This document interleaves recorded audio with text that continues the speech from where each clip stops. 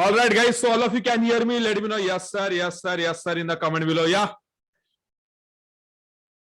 Yeah, all of you can hear me. Let me know. Yes, sir. Thank you. Thank you so much. Thank you. Thank you. So welcome all into this amazing session.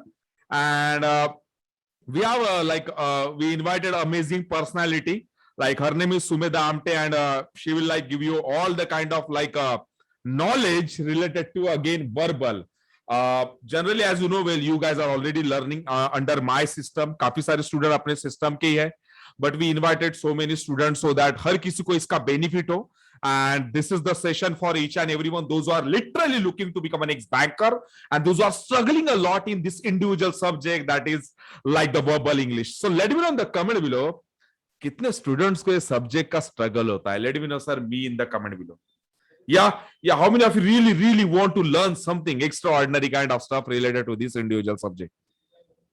All right. So we have so many students. Okay, do one thing. अपने Telegram group के अंदर जाके all of you just mention jump now in the telegram group, and just type out jump now, guys. Okay, just type out in the telegram group. And Sumedha, are you there? Can you hear me? Just unmute yourself. Yes, sir, I'm here.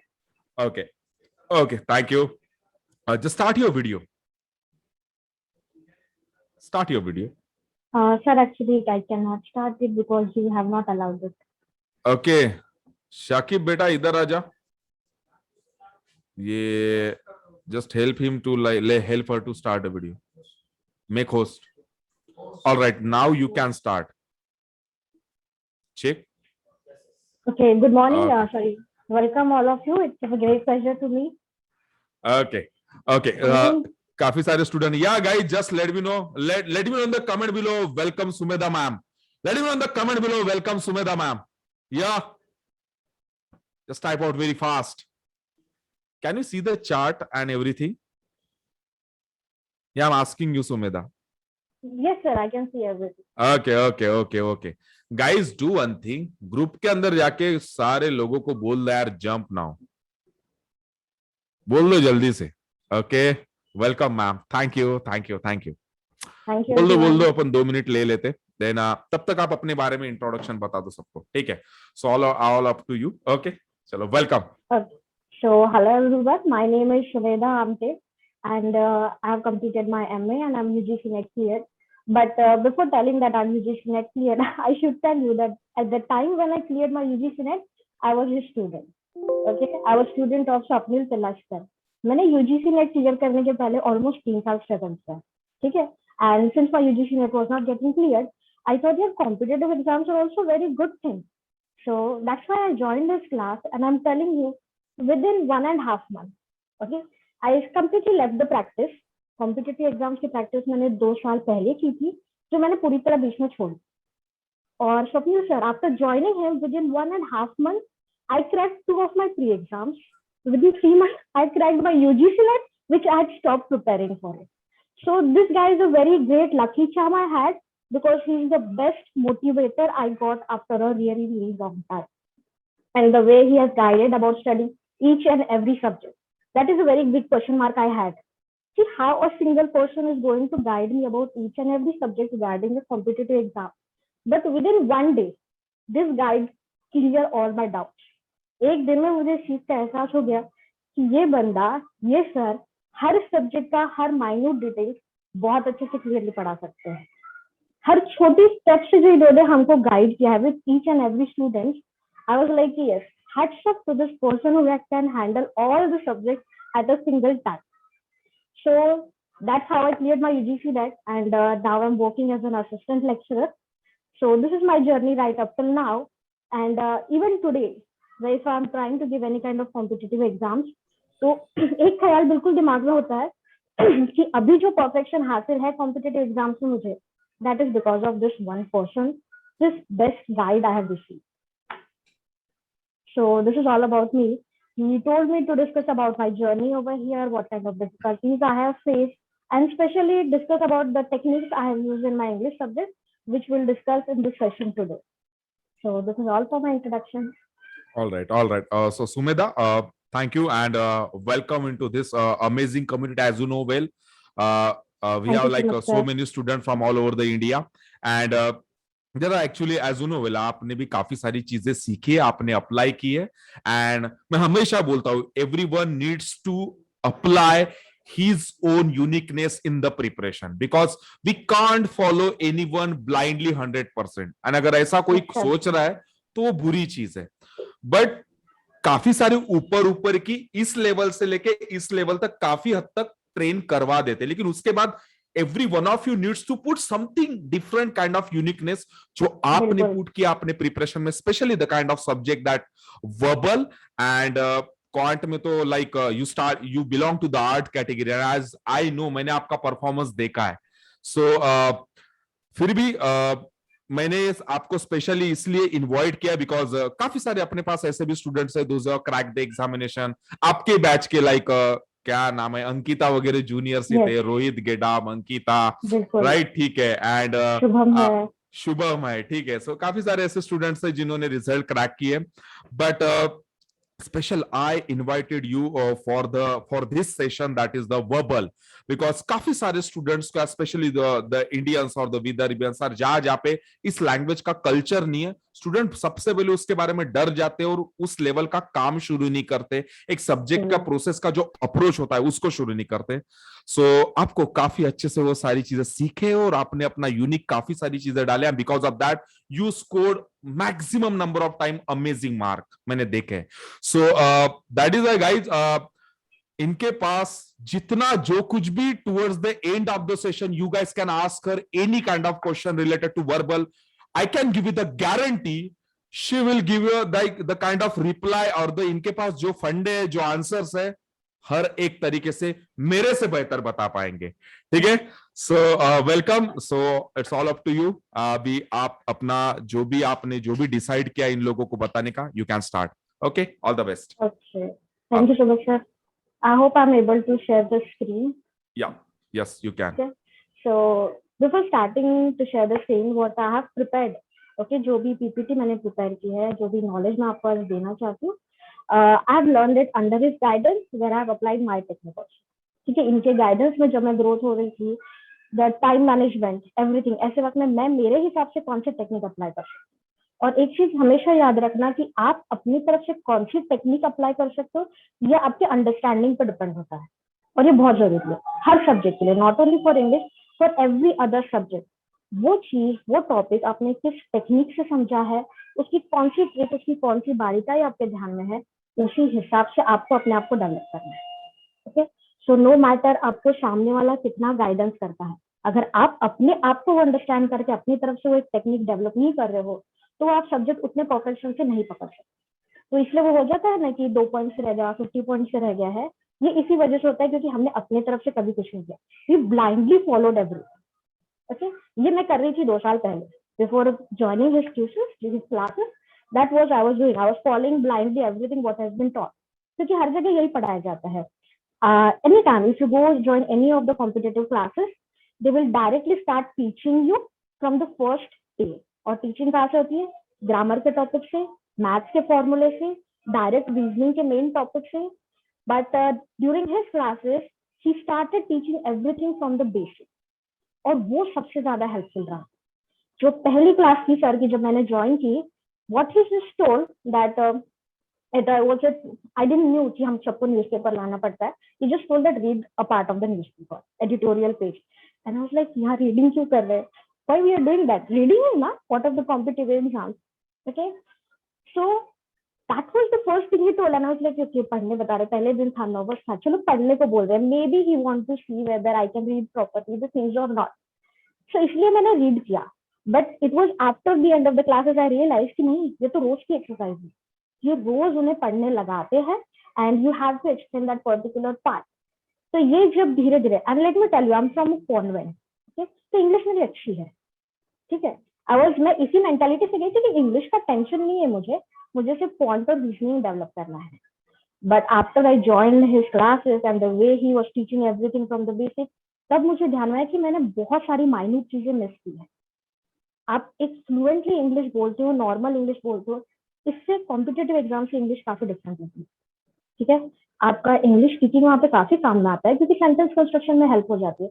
लेकिन जितने भी हमारे finding the errors है, using synonyms, हमारी vocabulary, ये सारे minute details आपको reading जैसी छोटी एक्सरसाइज से ही स्टार्ट करना पड़ता है।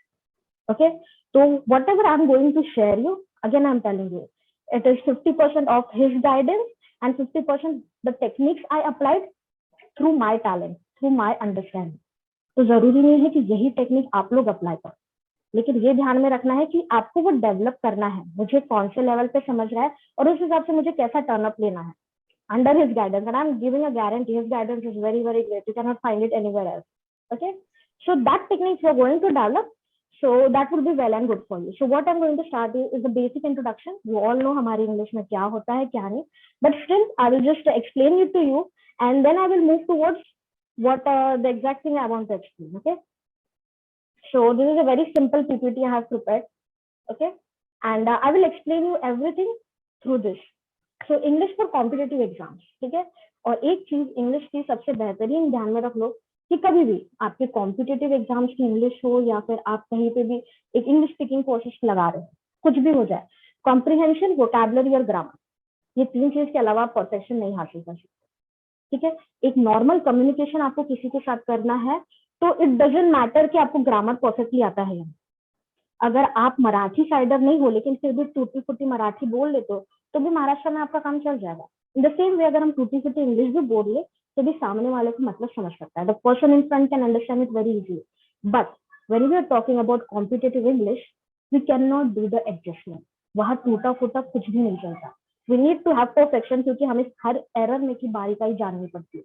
सो कॉम्प्रिहेंशन, वोकैबुलरी एंड ग्रामर, ये 3 सेक्शंस है जो हमें समझना, इनकी अंडरस्टैंडिंग होना और इसे अप्लाई करके आना बहुत जरूरी है। ठीक है, and the next thing, we all know what kind of different topics we have. ढेर सारे टॉपिक्स है।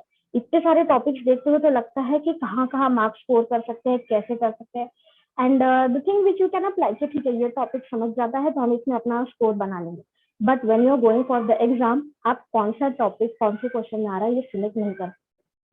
ठीक है, तो आपको हर चीज पढ़ना ही है। You can not skip any of the topic.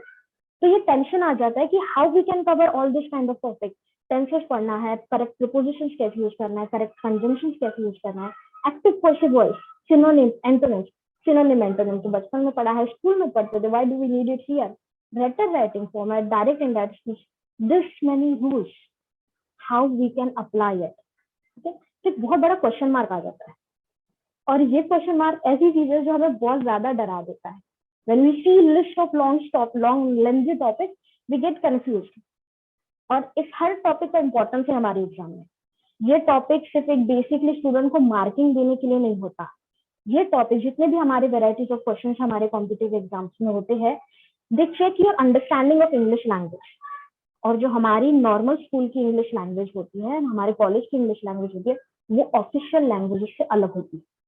ठीक है, इसमें यूज होने वाली वोकैबुलरी हाई लेवल की होती है, कॉम्प्लिकेटेड सेंटेंसेस होते हैं, तो इसलिए बहुत जरूरी है you have a proper understanding of English language.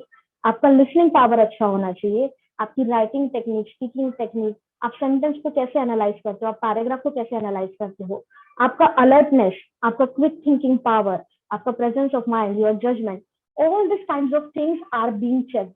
वो जो हमारा 30 to 40 मार्क्स से इंग्लिश का पेपर आता है उसमें हमारी इंग्लिश से लेके ये सारी क्वालिटीज चेक होती है। Okay, so how we are going to apply all this kind of knowledge and how we are going to learn all the kinds of rules, क्योंकि ग्रामर में रूल्स कम नहीं होते, हर छोटी चीज का रूल होता है। So how we are going to learn that. So एक चीज मैं आपको बता दूं, ये जो हाउ के साथ हमारे समय बहुत सारे क्वेश्चन मार्क आते हैं ना, इसे निकाल दो। मुझे ये I just never understand why you fear this language. Okay, any subject which we are going to learn is new for us. तो ये जो हमारे इसमें एक छोटी सी कमी हमें लगती है ना कि how we can learn this, because I think there are many who are from the English subject who knows English very well, but कुछ स्टूडेंट ऐसे भी होंगे जिनके लिए इंग्लिश थर्ड लैंग्वेज रही है। तो प्लीज ये डर मत रखो कि कैसे कवर करेंगे। ये जो कैसे वाला डर होता है ना, ये हमारी सबसे बड़ी गलती होती है। ये जब तक आप कैसे वाला डर नहीं निकाल दोगे, आप 1% भी गेन करने में मुश्किल आ जाएगी। So that is the reason this big question how in your mind, you just have to take it out. तो फिर अभी अप्रोच कैसे करें?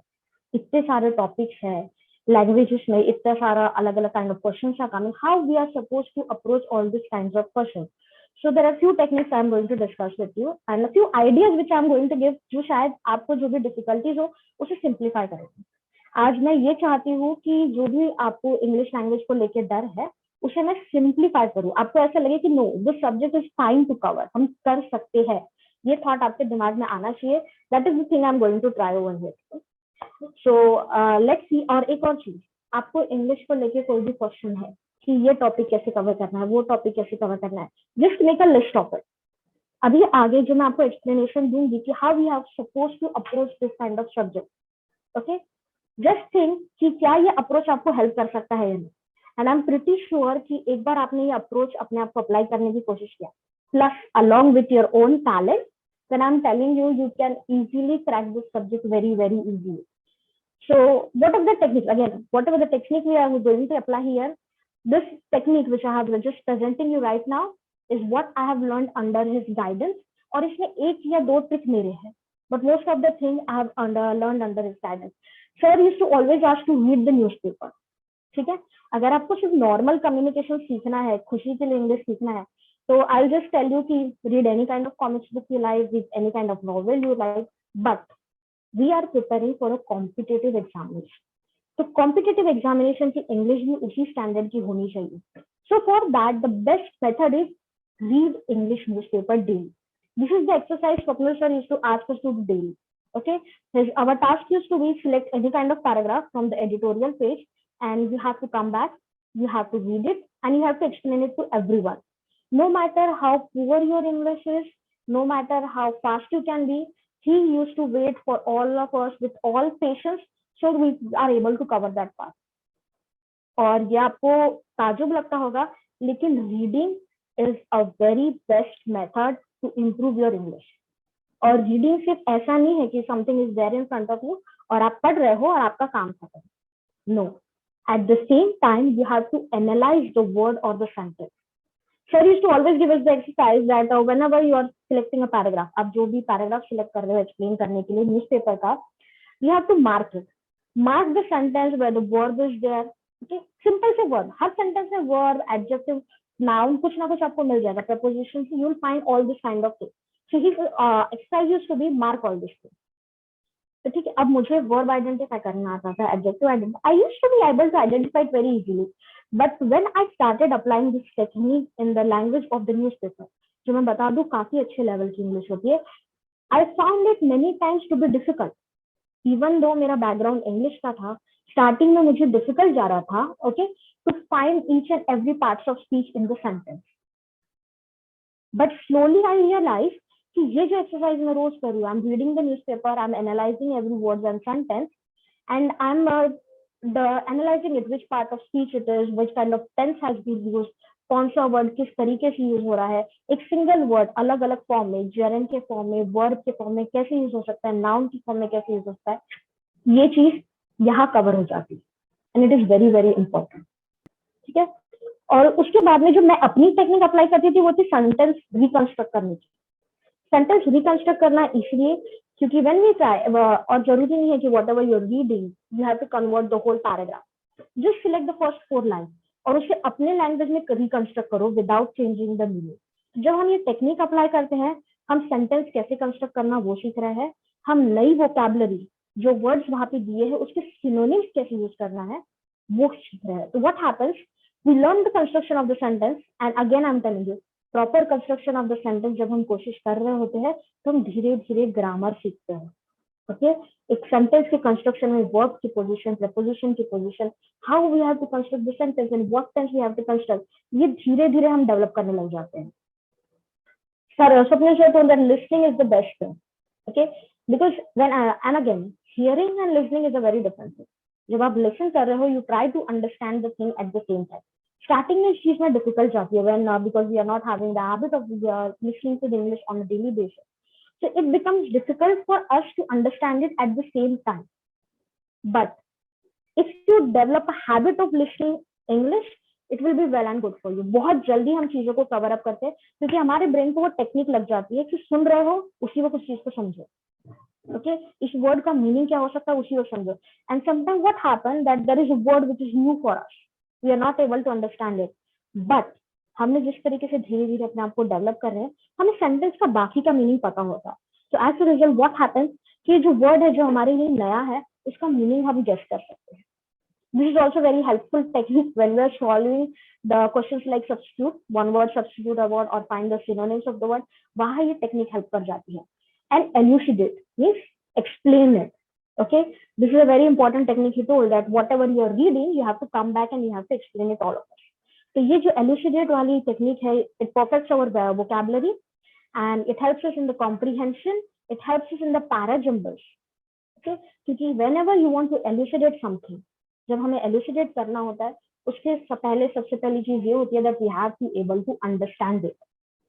तो अगर आपने आज तक इंग्लिश कभी नहीं छुआ है, ओके इंग्लिश आपके लिए थर्ड लैंग्वेज रही है, आपको सिर्फ नॉर्मल वर्ड ऐसे धीरे धीरे जोड़ के पढ़ना आ रहा है, तो ये जो पहली let's leave reconstruct out of it, reconstruct को आप उससे हटा दीजिए, let's leave out of it. अगर ये 4 टेक्निक भी आप अप्लाई करने लग जाते हो, आई am telling you 60% of the growth you can achieve. और ये एक दिन की मेहनत नहीं है.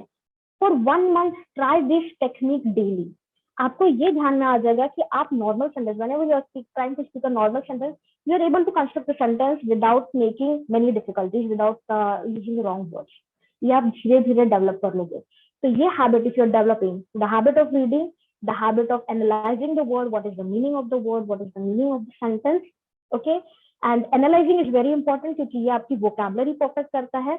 लिसनिंग क्योंकि ये हमारे ब्रेन को सतर्क बनाता है. It makes us have a very attentive mind and elucidate.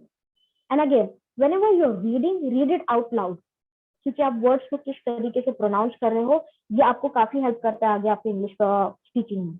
And it is very important. The world which we are in an international market, so it is very important that you are speaking properly. तो इसका मतलब ये नहीं है कि हम British English का जैसे प्रोनाउंसिएशन होता है वैसा करें या फिर अमेरिकन इंग्लिश का प्रोनाउंसिएशन होता है वैसा करें. It's not that necessary. Okay, but we are able to pronounce the words clearly, which will be very very important for our career no matter in which field we are. So ये जो simple से technique अगर आप apply कर रहे हो, okay, it helps you in 60% of the growth when it comes to the subject of learning. ये आपकी वोकैबुलरी बढ़ा देगा. इसमें आप धीरे धीरे सेंटेंस कंस्ट्रक्शन सीख जाते हो. जो सब्जेक्ट वर्ब, उसमें वर्ब की पोजीशन, उसके बाद में ऑब्जेक्ट की पोजीशन, कॉम्प्लीमेंट्री. आपको ये ध्यान में भी नहीं होगा कि इसे हम कॉम्प्लीमेंट्री वर्ब बोलते हैं कि आप इसे वर्ब बोलते हैं.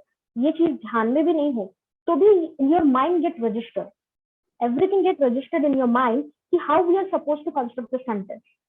ओके और ऐसा नहीं सोचना कि अरे मुझे आइडेंटिफाई नहीं करना आ रहा है तो मैं सेंटेंस कैसे कंस्ट्रक्ट करूंगा. अगर if you are having a habit of reading it, you will understand, you are able to apply this technique. आपको बिना उसकी बारीकाई पता है कि भाई इस चीज को जेरेंड बोलते हैं, ये पता हुए भी बिना आप सेंटेंस कंस्ट्रक्ट कर सकते. This we can develop by using this type of the technique. लेकिन हम बात कर रहे हैं कॉम्पिटेटिव एग्जाम्स की. तो कॉम्पिटेटिव एग्जाम्स में 50% more than 60% of the questions जो आते हैं वो होते हैं ग्रामेटिकल एरर पे. तो फिर ग्रामर के बिना हमारा काम नहीं हो सकता है. तो इसके साथ अगर आपको इंग्लिश में परफेक्शन हासिल करना है तो बाकी का 40% का काम आपको ग्रामर के रूल्स याद करने को हो जाएगा वेरी इजीली. तो अभी आप अप्रोच दे रहे हो तो पहले दिन से ग्रामर पढ़ने की कोशिश मत कीजिए. If you are just beginning right now और जस्ट एक हफ्ते पहले स्टार्ट किया या फिर इंग्लिश आपकी फर्स्ट लैंग्वेज नहीं है, do not touch grammar at the beginning.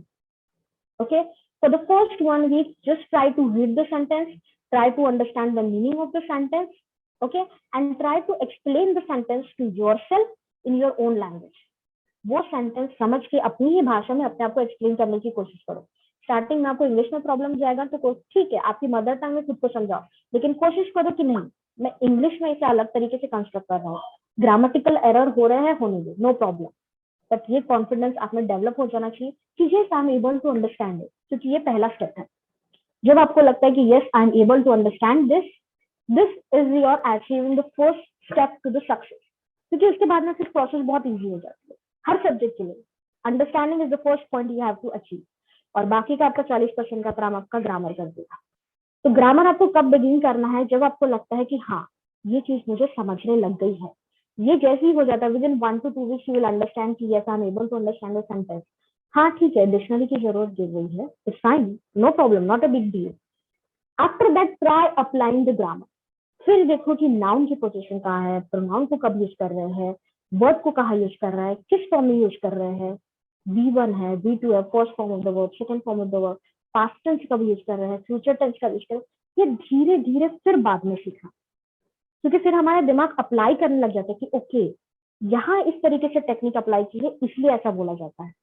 हम पहले दिन से ही अगर टेक्निक सीखने की कोशिश करते हैं तो वो हम पीछे हट जाएंगे। क्यों? क्योंकि एक साथ पूरी चीज आ जाती है और सब्जेक्ट नया होता है, वहां गड़बड़ होता है। अनदर थिंग, अगर आपका इंग्लिश रहा है subject, you are good at it, तो ठीक है, आप पहले दिन से ग्रामर की टेक्निक्स अप्लाई करना सीखो, ग्रामर के रूल्स याद करना सीखो, and with the help of that you will be able to do it. And now I'm telling you, because now I'm at that stage, if I'm given a question, okay, and when it comes to English, मेरा हमेशा से ऐसा रहा है कि मेरा एक या दो क्वेश्चन छूट जाता है, बाकी मैं इंग्लिश पूरा अटेंड करता है। और वो जो मेरा एक या दो क्वेश्चन छूटता है वो सिर्फ और सिर्फ वोकैबुलरी की वजह से छूटता है। क्योंकि because in English language there are lakhs and crores of word, तो हर सब्जेक्ट की वोकैबुलरी, हर शब्द आपको पता हो ये जरूरी नहीं है। ठीक है, हमेशा वोकैबुलरी के मामले में ऐसा हो जाता है कि every human being is only 60% prepared in every language. German, Spanish, कुछ भी कोई भी लैंग्वेज लो, आप हमेशा पूरी वोकैबुलरी कभी लर्न नहीं कर सकते। तो इसके लिए फिर हम क्या कर सकते हैं, हम ग्रामर टेक्निक लर्न कर सकते हैं। ग्रामर टेक्निक काफी ईजी है, उसके कंपैरिजन में हम चीजों को समझ सकते हैं। अगर हमें चीजें समझ रही है, we will be able to solve the parajumbles very easily, rearrangement of the sentence very easily, active passive voice हम इजीली सॉल्व कर सकते हैं, एंड कॉम्प्रिहेंशन हम इजीली सॉल्व कर सकते हैं, just based on the technique of how your understanding it. So this is the thing approach which I learn under his guidance. और इसमें एक चीज जो मैंने सिर्फ अपनी तरफ से अप्लाई की है वो है reconstruct. I try to reconstruct क्योंकि मुझे डिक्शनरी पढ़ने की आदत नहीं है। Okay, some people are very talented that they cover up one page of dictionary every day. तो मेरा वैसा अप्रोच नहीं हो पाता था। तो मेरा कैसा था कि ठीक है, अभी जो सेंटेंस है, which the sentence is there in front of me, let me use different kind of synonyms of the word present and try to reconstruct the sentence. ठीक है, प्रैक्टिस के बगैर आप ये नहीं कर सकते। एक्टिव पैसिव के वॉइस रूल्स आप रट लो, इनडायरेक्ट डायरेक्ट के रूल्स आप रट लो, लेकिन अगर आप प्रैक्टिस नहीं कर रहे, खुद को वो चीज बार बार नहीं करवा रहे हो, सिंपल से सिंपल सेंटेंस, कॉम्प्लिकेटेड से कॉम्प्लिकेटेड सेंटेंस, जैसा आप बिगिन करना चाहो तो start in that manner. Okay, simplest sentence low, fifth standard के ग्रामर के टेक्स्ट बुक निकालो, वहां से पढ़ो। And even today I am telling you कि आज भी if I am having any kind of confusion, मेरे पास फिफ्थ स्टैंडर्ड से लेकर अब तक की पूरे ग्रामर टेक्स्ट बुक जमा है। और ये नहीं सोचना that now we are at the age of where we have completed our MB और we have completed our graduation, why we should refer the grammar of fifth standard. नहीं, fifth standard के grammar के textbook में आपको हर छोटी detail अलग language में, simple language में समझा के मिलती है। काफी हेल्पफुल है, बहुत ज्यादा हेल्पफुल। कभी भी एजुकेशन के मामले में ये नहीं शर्माना कि इतनी छोटी जगह से कैसे स्टार्ट करो, इतने बेसिक से कैसे स्टार्ट करो। हमेशा याद रखो कि basic is the only thing which will build a foundation for each and every subject. Okay, so refer the grammar textbooks of the students of the school books. It will help you in building your grammar very easily because in a very simplified manner the tools are given, very simple sentences are given, और एक बार आपके दिमाग में register हो जाता है that this is the pattern in which I have to construct the sentence or this is the pattern in which I have to apply the rules. आप धीरे धीरे कॉम्प्लिकेटेड से कॉम्प्लिकेटेड सेंटेंस, भले वो सेंटेंस 4 लाइन का क्यों ना हो, you will be easily able to convert it into direct or indirect speech or active passive voice or anything. Okay, so this how we have to start it. Again, start it with the basic, just with the reading technique, which is to make us practice all the time. Analyze the word, understand the sentence, how it has been constructed, and elucidate it. Explain it to yourself and speak out loud. ऐसा जरूरी नहीं है कि English आपको आगे भी continue करना है, इट्स नॉट नेसेसरी। हो सकता है आप जिस फील्ड में जा रहे हो you do not need English afterwards. English communication जरूरी नहीं होगा, इंग्लिश डेली कम्युनिकेशन जरूरी नहीं होगा, लेकिन जब आप किसी चीज को आउट लाउड पढ़ते हो ना तो आपका कॉन्फिडेंस बिल्डअप होता है। ठीक है, now I am telling you, I don't like facing cameras, I am not a girl who takes selfies, and मैं अपनी तारीफ नहीं कर रही हूँ, just I am telling you that I did not have confidence when it comes in front of camera. But being a teacher in the field of lockdown, हमारे पास online teaching के अलावा और कोई ऑप्शन नहीं था। So in the beginning of the day, I was very conscious how I would be in front of a camera, whether I would be able to speak or not. But today you can see that I'm able to express myself clearly. मुझे class में short screen के सामने खड़ा कर दो, I'm able to speak clearly. लेकिन ये आप कैमरा के सामने खड़ा कर दो, I get very conscious. ये चीज कैसे डेवलप की? बोला मैंने, ठीक है गलतियां हो रही है, थोड़ा डर लग रहा है, स्टार्ट स्पीकिंग, नो प्रॉब्लम. पहले दिन जब पहली क्लास मैंने ऑनलाइन क्लास की थी, I realise no it's not difficult. क्या करना है, जैसे क्लास में खड़े रह के पढ़ाते हो वैसे ही आपको वहां पढ़ाना है. Same way, try it, read out loud. जब आप चीजें जोर से पढ़ते हो और इतना जोर से नहीं कि किसी को डिस्टर्ब हो जाए, but little bit out loud that you can able to hear yourself clearly, ये धीरे धीरे आपका कॉन्फिडेंस बढ़ाता है. ताकि आपको ध्यान में भी नहीं आएगा, आप देखोगे कि आपकी पढ़ने की स्पीड बढ़ गई. And this is very important. If your reading speed is increasing, that means your mind is registering the word as possible as it can. It is a very good technique which you can improve. And this all the things, भले ही बहुत simple exercises है, बहुत simple technique है, लेकिन ये चीज आपका subject focus करेगी. इंग्लिश सब्जेक्ट में इससे ज्यादा आप कुछ नहीं कर सकते हो.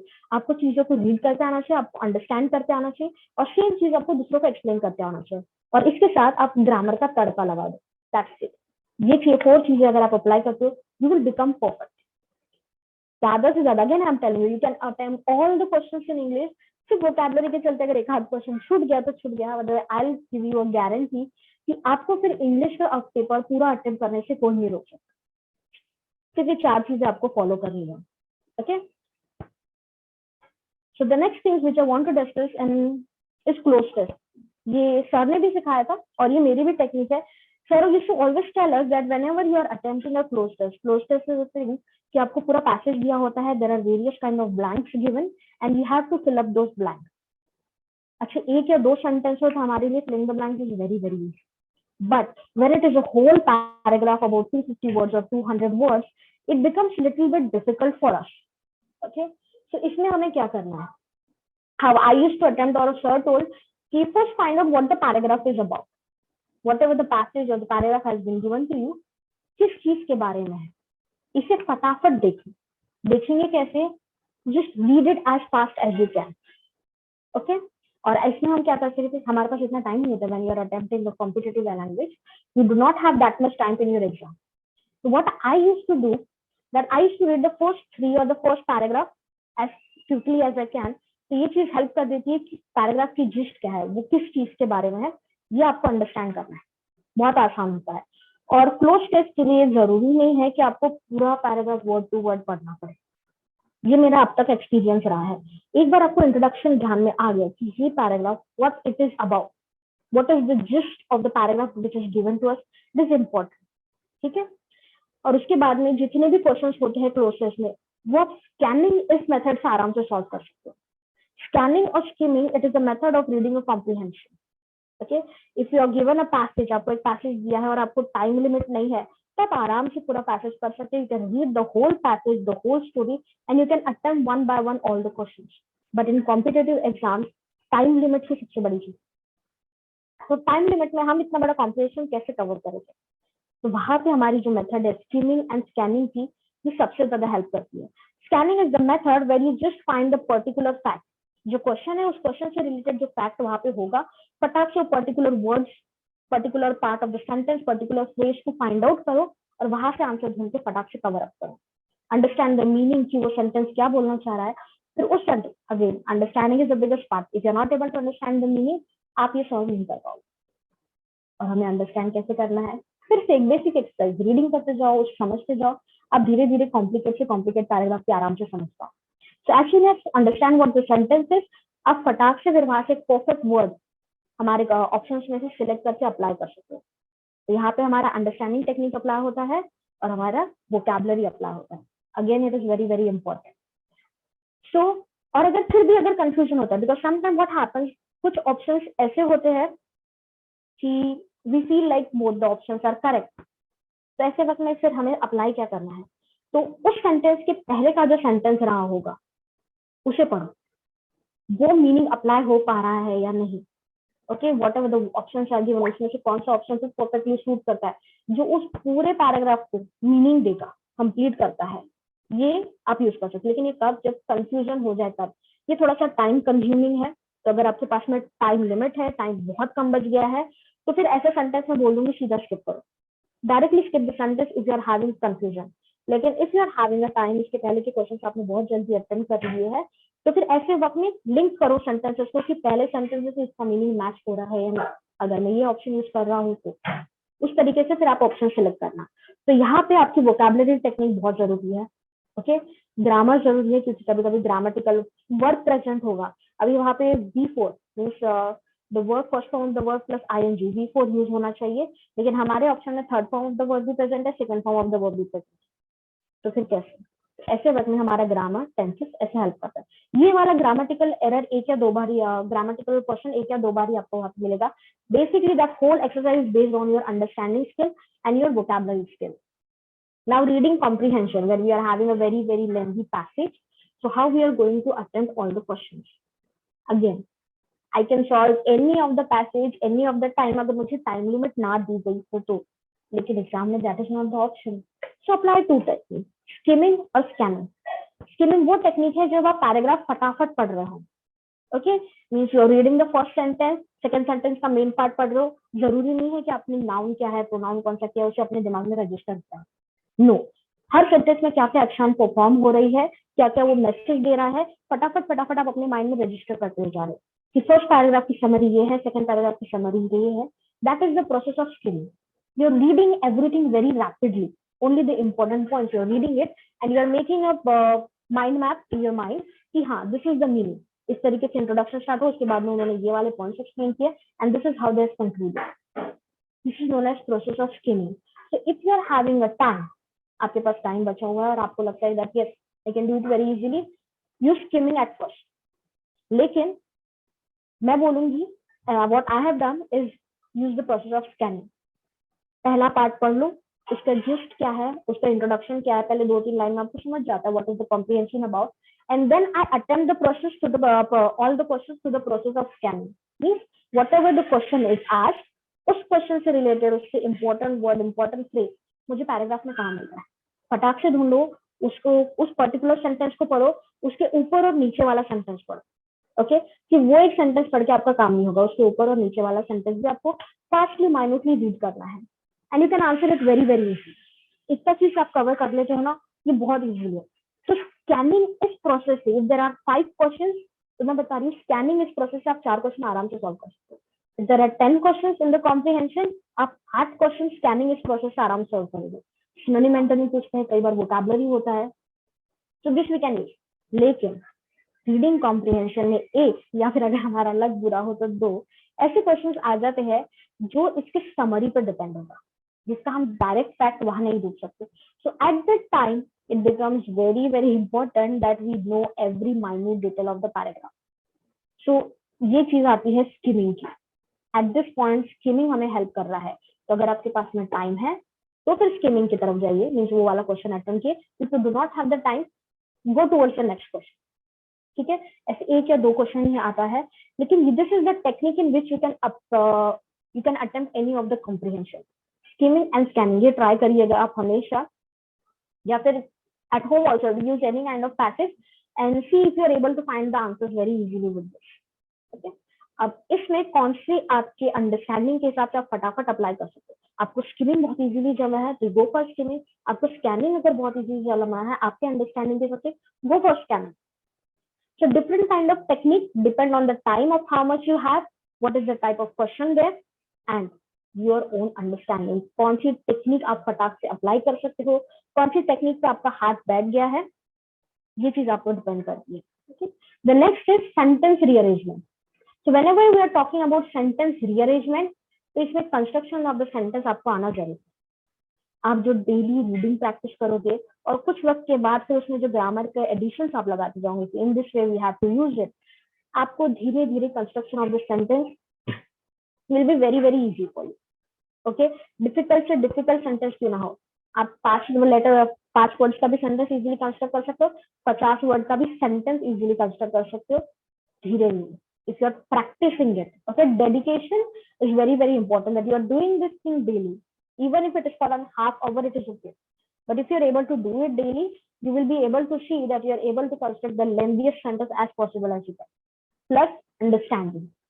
Okay, the construction of the sentence और understanding, ये दो चीजें बहुत जरूरी है for sentence rearrangement. For example, the sentence which I have in front of you, this is just an example. Scientists have discovered that may pave way for sustainable ways to clean up oil spills. A unique oil-eating bacteria in Mariana Trench, the deepest part of the Earth's oceans, a finding. So whenever you are going to apply this, आपको construction of the sentence चाहिए. Construction of the sentence में आपका grammatical knowledge आ जाता है कि पहले मुझे noun रखना है, verb कब रखना है, complementary verb कब रखना है. This all kind of things you will learn very easily, and then understanding the meaning, क्योंकि sentence meaningful होना बहुत ज़्यादा जरूरी है. So I'll explain it to you, the sentence. I know that you all are able to understand the sentence very easily, but how we are able to do it? Now, see the starting of all the sentences, all the parts we have. Part A starts from scientist, part B starts from that, part C starts from A, and part D starts from deepest. तो इसमें एक ही ऐसा word है जो noun से start हो रहा है. This is the technique I'm applying right now. So there is only one part of the sentence which is starting from the noun, which is scientists have discovered. ये एकमात्र sentence है जो noun से start हो रहा है. Scientists have discovered, the word is ending with discovered word. कुछ तो भी discover किया है, क्या discover किया है. तो इसमें कौन सा part of the sentence है जो हमें क्या इस शब्द का जवाब देगा, which will be the object of our sentence. So the sentence will be a unique oil-eating bacteria in the Mariana Trench. This is the object. ये चीज discover की होगी उन्होंने, क्योंकि that may pave sustainable ways, ये verb ये object नहीं आ जाता है. Deepest part of the earth ocean, ये ऑब्जेक्ट नहीं आ जाता है. A unique oil eating bacteria, this will be a perfect object for our sentence. ठीक है, तो हमें ध्यान में आ गया कि पहले हमें ए अप्लाई किया है और उसके बाद में part C, very easily we are able to identify a unique oil eating bacteria. But part C की अगर आप एंडिंग देखोगे तो वो होती है द. इसका मतलब आगे जो कॉमा देके वो द के बाद की इंफॉर्मेशन दे रहा है वो नाउन के बारे में देगा. It is a simple technique. Comma देने के बाद में whenever particular thing starts from the, ये उसके पहले आए हुए नाउन के बारे में इंफॉर्मेशन देता है. तो ऐसा कौन सा पार्ट ऑफ द सेंटेंस है जो मरीना ट्रेंच के बारे में इंफॉर्मेशन दे रहा है? इज इट पार्ट बी और इज इट पार्ट डी? तो अगर हम मीनिंग समझ पा रहे हैं बहुत इजीली तो आराम से ध्यान में देते हैं कि ये तो पार्ट डी है जो मरीना ट्रेंच के बारे में इंफॉर्मेशन दे. हम क्यों देख रहे हैं? क्योंकि द दिया हुआ है, कॉमा के बाद में द है जो उसके बारे में इंफॉर्मेशन दे रहा है. That is the reason why I am trying to find that part. So directly हमें ध्यान में आ जाता है कि the deepest part of the earth ocean, कौन सा मरीना ट्रेंच, वो part of the ocean which is very very deep. A finding that may pave for sustainable ways to clean up oil spills. So in this way you can see grammatical technique. अच्छा, noun कहाँ से start हो रहा है? Sentence को noun से होना चाहिए. That technique I have applied. Verb के बाद में फिर वो क्या चीज discover कर रहा है, क्या object क्या होना चाहिए, वो मैंने apply किया. और फिर meaning भी बहुत जरूरी है कि understanding how I am able to construct the sentence. In that way I was able to find this answer. तो हम डिस्कस कर रहे थे तो डिस्कस करते हुए काफी टाइम लग गया, बट ये चीज हम वहां में बहुत आसानी से सॉल्व कर सकते हैं if we know how to construct the sentence, if we know how to understand the meaning of the sentence. Okay, ये दो चीज आपको आनी चाहिए और बहुत आसान है ये चीज डेवलप करना. टेक्निक क्या है ये स्वप्निल सर ने भी आपको इससे पहले बताया होगा. स्वप्निल सर के गाइडेंस में हम लोगों ने भी पढ़ा और सेम चीज मैं आपको बता रही हूँ. Okay, practice reading, practice understanding it, practice speaking to it about yourself, try explaining to it about yourself with the addition of the grammar. It will be very easy for you to apply this kind of technique. Now moving to the next thing which we have is parajumbles. How we have to attempt parajumble. Again, parajumble solve करते वक्त हमेशा ध्यान में रखना skimming, rapid reading. जो भी sentences आपके पास में है फटाफट read the sentence very easily. Okay, understand what is the theme, paragraph किसके बारे में होगा, और इसके बाद में try finding the introductory sentence. Introductory sentence means जो starting में sentence हो सकता है. ऐसा sentence जो whatever the questions have been given, whatever the options have been given, which of this would be the starting sentence? ये कौन सा sentence है जो introduction के बारे में बता रहा होगा, आने वाले passage के, आने वाले information के बारे में idea दे रहा होगा. ऐसा sentence आपको ढूंढना है. Okay, that would be our starting sentence. Sometimes we can find the concluding sentence also very easily. Concluding sentence usually end with the part that is why or since and therefore. Most of the time आपको इस तरीके के sentence मिल जाएंगे, तो ध्यान में आ जाता है कि ओके ये हमारे कंक्लूडिंग सेंटेंस हो सकते हैं. So in this way we can solve it. And connecting the dots is also very important. Connecting the dots means इस सेंटेंस के बाद में उसकी चेन लिंकअप कैसे होती जा रही है, इसके बाद का एक्सप्लेनेशन कौन सा पार्ट दे रहा है, इसके बाद का एक्सप्लेनेशन कौन सा पार्ट दे रहा है, ये आपके लिए बहुत जरूरी है. तो यहाँ पे you can apply grammar also, लेकिन सबसे ज्यादा इंपॉर्टेंट अप्लाई हो जाता है वो है आपका कॉमन नॉलेज की चीजों को कैसे प्रेजेंट करते हैं. हम इंट्रोडक्शन देंगे, उसके बाद में उस चीज का छोटा सा एक्सप्लेनेशन देंगे, उसके बाद में कंक्लूडिंग करेंगे. आप कोई भी चीज दिन भर में आप डेली मदर टंग में भी अगर आप बात करते हो, this is the way we talk. If you are trying to explain something, we introduce the thing, we explain the thing, we conclude the thing. ये common sense. In the same way we have to apply that knowledge here. कुछ ऐसा है जो introduction में रहेगा, जो explanation में रहेगा, और जो कंक्लूजन में रहेगा. एंड आफ्टर दैट अगर इसमें भी आपको डिफिकल्टी जा रही है, because very easy we can find it through this technique, but sometimes we can apply the grammatical knowledge also. For example, the options we are having over here, A, B or C, you can see in here, agar if I'm not trying to read all the sentence also, if I'm not trying to arrange all the sentence in the manner, अगर मैं छोटा सा grammatical technique भी apply कर दूं तो मैं इसे solve कर सकती हूँ. अगर आप पहला सेंटेंस देख रहे हो, on Monday the Secretary of State is due to hold a meeting with the high-level political, military, and business figure to further a strategic dialogue aimed at further expansion of US trade in India. पहला sentence मुझे क्या बता रहा है? Strategic dialogue, some kind of meeting is going to be there, okay? और US trade से लेके आगे का डिस्कशन होने वाला है. Is due to hold. ये जो वर्ड है due to hold, ये मुझे आइडिया दे देता है कि this is the action that they are going to plan. ये आगे होने वाला है. उसी तरीके से सेकंड सेंटेंस का ये, US secretary of state Hillary Clinton arrived in India on Sunday for strategic talks aimed at bolstering bilateral ties and secretary. Even if I am not reading the whole sentence, जब मैं half of the sentence of I am reading, एक चीज ध्यान में आ जाती है that Hillary Clinton had arrived on Sunday, means she has already come. ठीक है, ये चीज पहले हो चुकी है. पहला सेंटेंस हमारा सेंटेंस ऐसा था which tell us what is going to happen in the future or what they are going to plan for the future. The second sentence B is telling us कि क्या हो चुका है. And last sentence C, Clinton arrived by plane in Delhi before noon according to a reporter traveling with her. Even if I'm not reading the whole sentence, ये मुझे पता चलता है कि the person has arrived at noon, before noon. आज की बात है. ठीक है, तो मतलब आज ये हुआ है. तो हमारे पास तीन टाइप के सेंटेंस है. एक सेंटेंस जो फ्यूचर में क्या एक्शन हो रहा है बता रहा है, एक सेंटेंस जो पास्ट में हो चुका है वो बता रहा है, और एक सेंटेंस जो आज हुआ है वो बता रहा है. ठीक है, तो ग्रामेटिकल टेक्निक से अरेंज करो उसे. Arrange the sentence in the form of first sentence which is the past tense. Okay, second sentence will be the sentence जो आज के बारे में इंफॉर्मेशन दे रहा है. थर्ड वाला सेंटेंस फिर हमारा वो होगा जो कल वाली क्या एक्शन होगी वो बता रहा है. तो इस तरीके से हमारा सेंटेंस भी हो जाता है first sentence. She arrived on Sunday, वो संडे को आई थी. उसके बाद में आज के दिन नून के पहले 12 बजे के पहले क्लिंटन आए हैं, which will be the second sentence. और ये सारी मीटिंग डिसाइड होने वाली है on the coming Monday. On Monday the due to hold, which आगे वो होल्ड करता है. So see, I was able to solve it based on my understanding also. या फिर आप ग्रामेटिकल टेक्निक भी अप्लाई कर सकते हो. तो हर किसी का अपना अपना अप्रोच होता है जिस चीज को वो इजीली ग्रास्प कर सकता है, which is very easily to grasp. If you are able to understand the sentence very easily, और ग्रामर में थोड़ा बहुत कंफ्यूजन हो रहा है तो ठीक है, अंडरस्टैंडिंग लेवल के बेसिस पे इसे सॉल्व करना. लेकिन अगर आपका ग्रामर भी बहुत अच्छा है तो वो आपको और इजीली हेल्प कर सकता है. तो use that technique to solve. So it all depends on you how you are going to apply. और अगर आपको ग्रामर रूल्स याद हो गए, रट गए हो, तो आपके लिए करेक्ट प्रीपोजिशन आइडेंटिफाई करना, करेक्ट कंजंक्शन आइडेंटिफाई करना, एक्टिव पैसिव से conversion, spotting the error, sentence correction question, adjective degree of comparison, whether to use an article or not, या फिर डायरेक्ट इनडायरेक्ट स्पीच, ये चीज आप चुटकी बजा के सॉल्व कर सकते हो.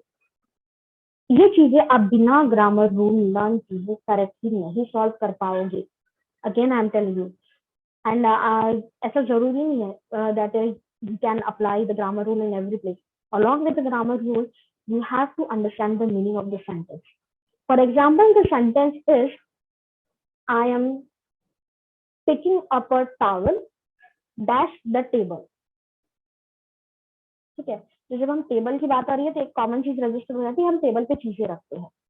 तो यहाँ पे हम क्या वर्ड यूज करेंगे, ऑन. लेकिन वो गलत हो जाता है. हमारे सेंटेंस का मीनिंग है I am picking up the towel dash the table, towel हम उठा रहे हैं टेबल पर से, तो यहाँ पे हमारा करेक्ट प्रपोजिशन आ जाएगा from. So that is why it is very important that along with the grammar rules, you have to be able to understand the sentence. आप ग्रामर को पूरी तरह रट कर लो, are very perfect with each and every grammar rule, but you are not having proper understanding of the sentence, आप mistake conduct करोगे, आपके हाथ से कहीं ना कहीं मिस्टेक पक्का हो जाएगी. तो इसलिए सिर्फ और सिर्फ अंडरस्टैंडिंग से काम नहीं चलता और सिर्फ और सिर्फ ग्रामर रूल से काम नहीं चलता. हमारा कॉम्पिटिटिव एग्जामिनेशन में ऐसा है that when it comes to English, you have to have proper understanding of everything and you are able to have the grammar rule. Then and then only you can have a whole complete circle. तभी आप ये पूरी चीज apply कर सकते हो, तभी आप ये क्वेश्चन अटेम्प्ट कर सकते हो. So now it would be like I have talking for a very long time. मैं हर चीज आपको बहुत देर से समझा रही हूँ. Okay, and when it comes to vocabulary, it is very important. जो मैंने बोला था कि reconstruct of the sentence, which I tried to apply, ये मेरी खुद की टेक्निक होती थी और सर का रहता था कि analyze the sentence at the same time. Her word का क्या मीनिंग है, हर सेंटेंस का क्या मीनिंग है, वो समझिए. ये दो चीजें अगर आप कर रहे हो, you are analyzing the sentence, what is the meaning of the word, and you are able to reconstruct the sentence. कि इसकी जगह दूसरा synonym यूज करके मैं कौन सा वर्ड बना सकता हूँ. If you are able to do this, you will see that your vocabulary is getting perfect from day to day. आपको धीरे धीरे ध्यान में आ जाएगा कि आपकी जो वोकैबुलरी है वो परफेक्ट होती जाती है. और वोकैबुलरी, ये मेरा पर्सनल एक्सपीरियंस है कि डिक्शनरी याद करके मुझे नहीं हुई, पर मैं जब अप्लाई करती हूँ कि नहीं मुझे इसका दूसरा मीनिंग यूज करके मैं कैसे कंस्ट्रक्ट करूँ, कि इस वर्ब का फॉर्म चेंज करके मैं कैसे कंस्ट्रक्ट करूँ, ये जब मैं खुद होकर ट्राई करते रहती हूँ, दैट्स व्हेन आई रियलाइज कि I am able to construct the sentence very easily. मैं इसका एक्टिव पैसिव वॉइस बहुत इजीली बना पा रही हूँ, मैं इसका डायरेक्ट इनडायरेक्ट बहुत इजीली बना पा रही हूँ, एंड ये मेरा वोकैबुलरी परफेक्ट कर रहा है. Okay, so this is what happens, which is very necessary, because I'm just telling a personal experience. I have given an interview in Paloti College in the last week where I was selected also. At that time, they asked me, he just gave me 3 sentences directly. Okay, he gave me 3 sentences and he told me to convert the active passive voice of it. तो वहां पे मुझे ये नहीं सोचना पड़ा कि okay the sentence he has given me is in present perfect tense, present perfect का रूल ये होता है, तो इसको जब मैं पैसिव वॉइस में चेंज करूंगी तो मुझे हैज के साथ third form of the verb, subject verb की पोजीशन, ऑब्जेक्ट की पोजीशन चेंज करनी नहीं, ये अप्लाई नहीं करना पड़ा, ये मुझे वहां पे सोचना नहीं पड़ा, क्योंकि इतनी प्रैक्टिस के बाद में ये चीज रजिस्टर हो जाती. अगर मुझे कोई बोल रहा है I am writing a letter, change it into passive voice, फटाक से ध्यान में आता है letter is written by me, him और हर, मुझे कौन से टेंस का है, उसको कौन सा रूल अप्लाई करूं, ये अभी नहीं सोचना पड़ता. क्यों? क्योंकि वो रूल्स को लेके उस चीज प्रैक्टिस करके मैंने रीडिंग की है, मैंने राइटिंग की है, एक्सरसाइज सॉल्व की है, तो आज अभी मुझे नहीं सोचना पड़ता कि इसमें हैज हैव ही आना चाहिए, वो मेरे माइंड में रजिस्टर है. Giving me the sentence, I am able to convert, I am able to answer. ये कोई भी कर सकता है. डू नॉट थिंक कि आप कॉन्वेंट से आए हो तो ही आप ये कर रहे हो. Please do not think. आप किसी भी मराठी मीडियम से सीखो, हिंदी मीडियम से सीखो, whatever the mother tongue in your state is, from wherever you are going through, वो आपकी फर्स्ट लैंग्वेज रही होगी, आपकी मदर टंग, इंग्लिश आपकी थर्ड लैंग्वेज रही है. But I am telling you from my personal experience, आज वो बंदे हैं जो महीने का 1.5 लाख कमा रहे हैं. Okay, my own cousin brother, he has studied from Marathi medium. हमें ऐसा होता है ना कि, और पेरेंट्स की मेंटालिटी ऐसी नहीं, हमें बच्चों को कॉन्वेंट में पढ़ाना है तभी इसका करियर ग्राफ बनेगा. नहीं, ऐसा बिल्कुल नहीं. इन चीजों का परफेक्शन आप आगे भी कर सकते हो. पॉइंट ये है कि आप जो सब्जेक्ट ले रहे हो, जो स्ट्रीम चूज कर रहे हो, you are understanding everything of it. English language ऐसा है कि बाद में आप 6 महीने का कोर्स करके भी बना सकते हो, अगर आपको इसमें करियर नहीं करना. लेकिन ये आपको सिर्फ as addition to your career चाहिए कि आप फ्लुएंटली बात कर सकते हो, फ्लुएंटली एक्सप्लेन कर रहे हो, खुद को एक्सप्लेन कर पा रहे हो. सिर्फ इतने भर के टेक्निक के लिए भी अगर आपको बाद में इंग्लिश सीखनी है, आप 6 महीने का कोर्स करके पूरी हार्डवर्क और डेडिकेशन के साथ आराम से सीख सकते हो. तो ये चीज है. कभी भी अपने आप में ये कमी मत सोचना कि I am not from the convent, English medium नहीं रहा है मेरा तो मैं ये नहीं बना सकता. ये अगर आपके दिमाग में ख्याल है तो ये वाला ख्याल आपकी सबसे बड़ी कमजोरी है. इससे बड़ा दुश्मन आपको कोई नहीं. ठीक है, ये निकाल दो. I can learn it. मुझे कौन से डर लगता है, एंड द रीजन मुझे कौन से डर लगता है, विच इज वेरी वेरी स्टूपिड, मुझे टेबल्स याद करना पसंद है. ओके, बिल्कुल पसंद नहीं. But whenever it came to the exam, sir हमें टेबल्स पढ़ने लगाते थे. हमें क्लास में पूछा जाता था 3 का टेबल, 6 का टेबल, 14 का टेबल, 21 का टेबल, 23 का table. He will just, he is teaching something और फिर बीच में हमें 5 मिनट का ब्रेक देके वो स्टार्ट हो like tell the table of this particular thing. तो वो टाइम पे मैंने टेबल लर्न किया एंड देन आई रियलाइज कि okay it is helping me in calculating very fast, क्योंकि मुझे लगता था क्या प्रॉब्लम है, मैं फटाफट सॉल्व कर लूंगी, सॉल्व करके पता कर लूंगी कि व्हाट इज द आंसर। लेकिन जब एग्जाम में आप बैठते हो ना, वो 2 seconds are also very very important. आप वो नहीं सॉल्व करोगे वहां पे, इसके लिए जरूरी है टेबल याद। तो सेम चीज हर सब्जेक्ट के लिए है, what ever the subject is. आप अंडरस्टैंड कर रहे हो, उसके बाद में टेक्निक अप्लाई करो, तो ही आप कर सकते हो। और ये प्रोसेस कब स्टार्ट होगी, जब आप ये सोचोगे कि yes I can do it. Difficult है, नामुमकिन नहीं, no matter which kind of subject it is. ये ख्याल अगर आपके दिमाग में आता है, you will be attempt you will be able to attempt any kind of questions, any kind of thing very very easily. So again I've told you, like I'm speaking for such a long time, यार इतना ma'am ने समझा दिया, ma'am ने कितने rules बताए होंगे, नहीं मैंने कोई रूल नहीं बताया आपको, ठीक है। इतने सारे टेक्निक बता दिया, क्या अप्लाई करो, कुछ नहीं। ये 4 वर्ड्स है जो आपके सामने अभी स्क्रीन पे है। रीड करो, एनालाइज करो। रीड लाउडली, लाउडली इसलिए it helps you clear the word. Her word को जब अलग अलग प्रोनाउंस कर रहे हो, वो आपके दिमाग में जल्दी रजिस्टर होता है। अगर आज आप स्टोरी एक पढ़ रहे हो, if I am giving you a story, read the story, और उसके साथ साथ मैं आपको एक कार्टून भी दिखा दूं आफ्टर इट, तो अगर उसके बाद में आपको कोई पूछता है कि ठीक है आज तूने क्या स्टोरी पढ़ी वो मुझे बता, या फिर आज तूने क्या स्टोरी देखी सुनी है वो मुझे बता, you will be able to see कि what you have seen and heard, you are able to explain it more better. जो आपने सुना और देखा है वो आप और बेटर तरीके से एक्सप्लेन कर पा रहे हो, सिवाय उसके जो चीज आपने पढ़ी। इसमें क्या हो गया, क्योंकि आप लाउडली सुन रहे थे उस चीज को, वो दिमाग में और बेटर तरीके से रजिस्टर हो रहा है। So that is why whenever you are going to read it loudly. दूसरे को डिस्टर्ब करो इस लेवल तक नहीं, लेकिन इतना क्लियरली कि आपके सामने वो चीज है, no matter whatever it is front of you, just read it in a very normal simple language. मैंने बस एक शॉर्ट पॉइंट निकाल के रखा है, so I'll just tell you the technique of your reading it. The dog was barking at the stranger and translated no direct object. इतनी कम आवाज में भी अगर आप कोई चीज रीड कर रहे हो, जरूरी है आपके दिमाग में वो रजिस्टर होता है। उस चीज का प्रोनाउंसिएशन, उस चीज को किस स्पीड से बोल रहे हो, आपको खुद को रजिस्टर होते हुए जाएगा, विच इज वेरी इंपॉर्टेंट।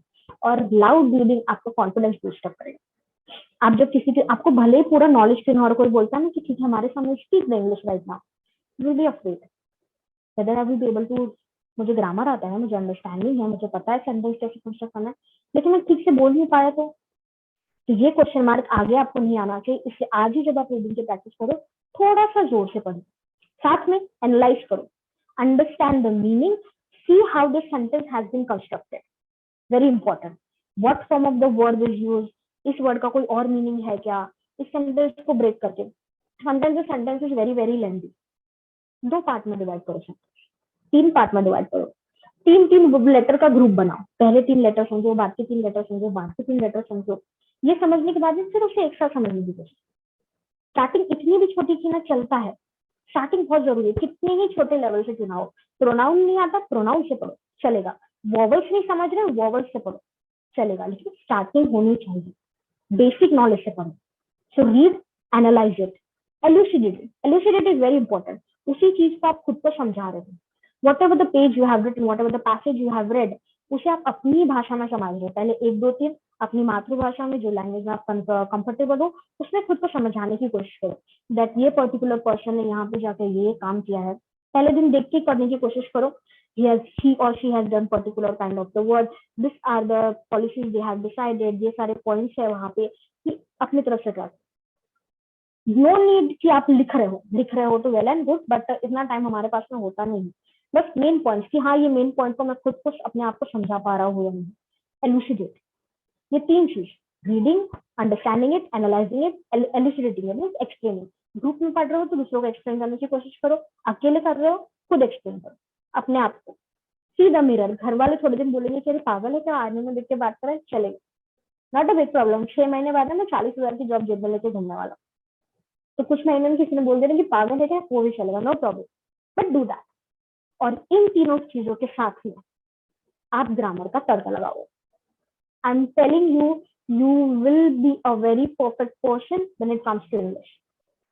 वोकैबुलरी में गड़बड़ हो सकती है, और बिकॉज लैंग्वेज एक ऐसी चीज है, हिंदी मराठी इंग्लिश दुनिया की कोई भी लैंग्वेज लो, हर कोई हर चीज बेटर तरीके से बोल सकता है। I can say you are looking beautiful, someone can say you are looking very very gorgeous, someone can say she's shining like the star. हर एक चीज को मीनिंग सेम है, but we are explaining it in a different sentences. तो language ऐसा है कि वो एक वोकैबुलरी का परफेक्शन धीरे धीरे आ जाए. बट ये चार चीजें अगर आप अप्लाई कर रहे हो, reading, analysing it, eliciting it, with the addition of the grammar, you will score almost 90% of the marks in English. अगर मैं बता रही हूँ, जो भी क्वेश्चन है 40 क्वेश्चन है, 38 क्वेश्चन आप सॉल्व करके आ जाओगे, आपको कोई नहीं रोक सकता. वो एक या दो क्वेश्चन छूट गया, या तो टाइम लिमिट में से छूट जाएगा, या फिर वोकैबुलरी की हाँ ये पर्टिकुलर वर्ड है जिसका मीनिंग मुझे समझ में नहीं आ रहा है, उसके वजह से छूट जाएगा. लेकिन आपको उतना अटेम्प्ट करने से कोई भी नहीं रोक सकता. लेकिन चीज प्रैक्टिस आपको छोटे से स्टार्ट करनी है, धीरे धीरे ग्रोथ लीजिए. जैसे जैसे कैपेबिलिटी बढ़ रही है, खुद को ट्रेन करो कि ठीक है, मैंने आज एक पैराग्राफ किया, कल 2 पैराग्राफ करूंगा, आज 4 सेंटेंस किए, कल 5 सेंटेंस करूंगा. खुद को बढ़ाते जाओ. उतना स्ट्रेंथ खुद से खुद ही डालना होगा, सामने वाला बोल रहा है करके नहीं. If you are doing this kind of thing, I'm giving you a complete guarantee you will be able to solve any questions when it comes to English. और इतना ही नहीं, ये सिर्फ आपके एग्जाम के लिए नहीं, you will be able to speak fluently. अगर आपको कोई बोल रहा है ना एकदम से, भले ही आपका प्रैक्टिस छूट गया, आपने एग्जाम पूरता पढ़ा है, उसके बाद में आपको जॉब लगी और आपने प्रैक्टिस नहीं किया, एंड समडे समवन सेज कि okay Rakesh, today we are having a function in our bank or function in our office, you have to speak something about this particular topic. थोड़ी सी हिचकिचाहट कि मैं इतने सारे लोगों के सामने कैसे बोलूंगा, बस यही एक लौती हिचकिचाहट रहेगी. लेकिन मैं अपने आप को एक्सप्रेस कर सकूंगा या नहीं, ये वाली हिचकिचाहट आपको कभी नहीं आएगी. Okay, that I'm giving you a guarantee. So again, these are the techniques which I learned under his guidance or which I practiced under his guidance. So Piyush sir has helped a lot. इनसे ज्यादा motivating person मैंने आज तक life में नहीं देखा. इतना motivate, वो डांटते भी थे daily. This person used to scold us daily, and at the very moment हर थोड़ी देर में बंदा हमें मोटिवेट करता था every day. So that has helped a very on a very very great scale. So whatever the techniques I have told you will be very very helpful to you. And आपको जो भी problems है, ठीक है, आप attempt करो ये चीजें 2 हफ्ते के लिए. पहले 4 दिन सिर्फ रीडिंग और एनालाइजिंग करो, उसके बाद के 3 दिन रीडिंग, एनालाइजिंग और एलिसिटेट करो, खुद को एक्सप्लेन करो, और उसके बाद में उसको हर जगह ग्रामर का रूल कैसे अप्लाई हो रहा है, टेक्निक कैसे हो रही है, सिंपल सेंटेंस से ही लो, ठीक है, चलेगा. आपको ध्यान में आ जाएगा that you are doing very very well. So this are only the 4 mantra I will give, and I will give you a guarantee that you will be able to speak nicely, you will be able to solve questions nicely, you will be able to give any kind of presentation anywhere. अगर कोई बोल रहा था ना कि ठीक है 5 minute इस टॉपिक पे बात कर, you will be ready for it. क्या चाहिए? Reading, understanding of the topic, able to explain ourselves, and speak properly by using grammatical rules. ये 4 चीजें ले लो, आपको कोई भी क्वेश्चन आ जाए, आप नहीं सोचोगे कि मैं पैराजंबल कैसे अटेम्प्ट करूँ, मुझे कॉम्प्रिहेंशन में अलग ट्रिक अप्लाई करनी होगी, मुझे वोकैबुलरी में अलग ट्रिक अप्लाई करनी होगी. नहीं, आपको कोई ट्रिक कुछ नहीं सोचना पड़ेगा. ओनली दिस 4 टेक्निक, आपका दिमाग अपने आप फटाफट आपको आंसर बताते जाएगा कि no this word is correct, this is the error over here, यहाँ पे ये वाला करेक्ट फॉर्म चाहिए था, इसका मीनिंग ये है, तो इस मीनिंग के हिसाब से ये वाली करेक्ट वोकैबुलरी होगी. Your mind will work for you. That is the complete guarantee I am giving over here. So this is what I wanted to explain, what I have learned under his guidance, and he has helped tremendously. Not only when it comes to English, he has helped me when it comes to reasoning, when it comes to maths. Okay, because I'm telling you in the beginning when we had a test series, after first week he started giving us test series.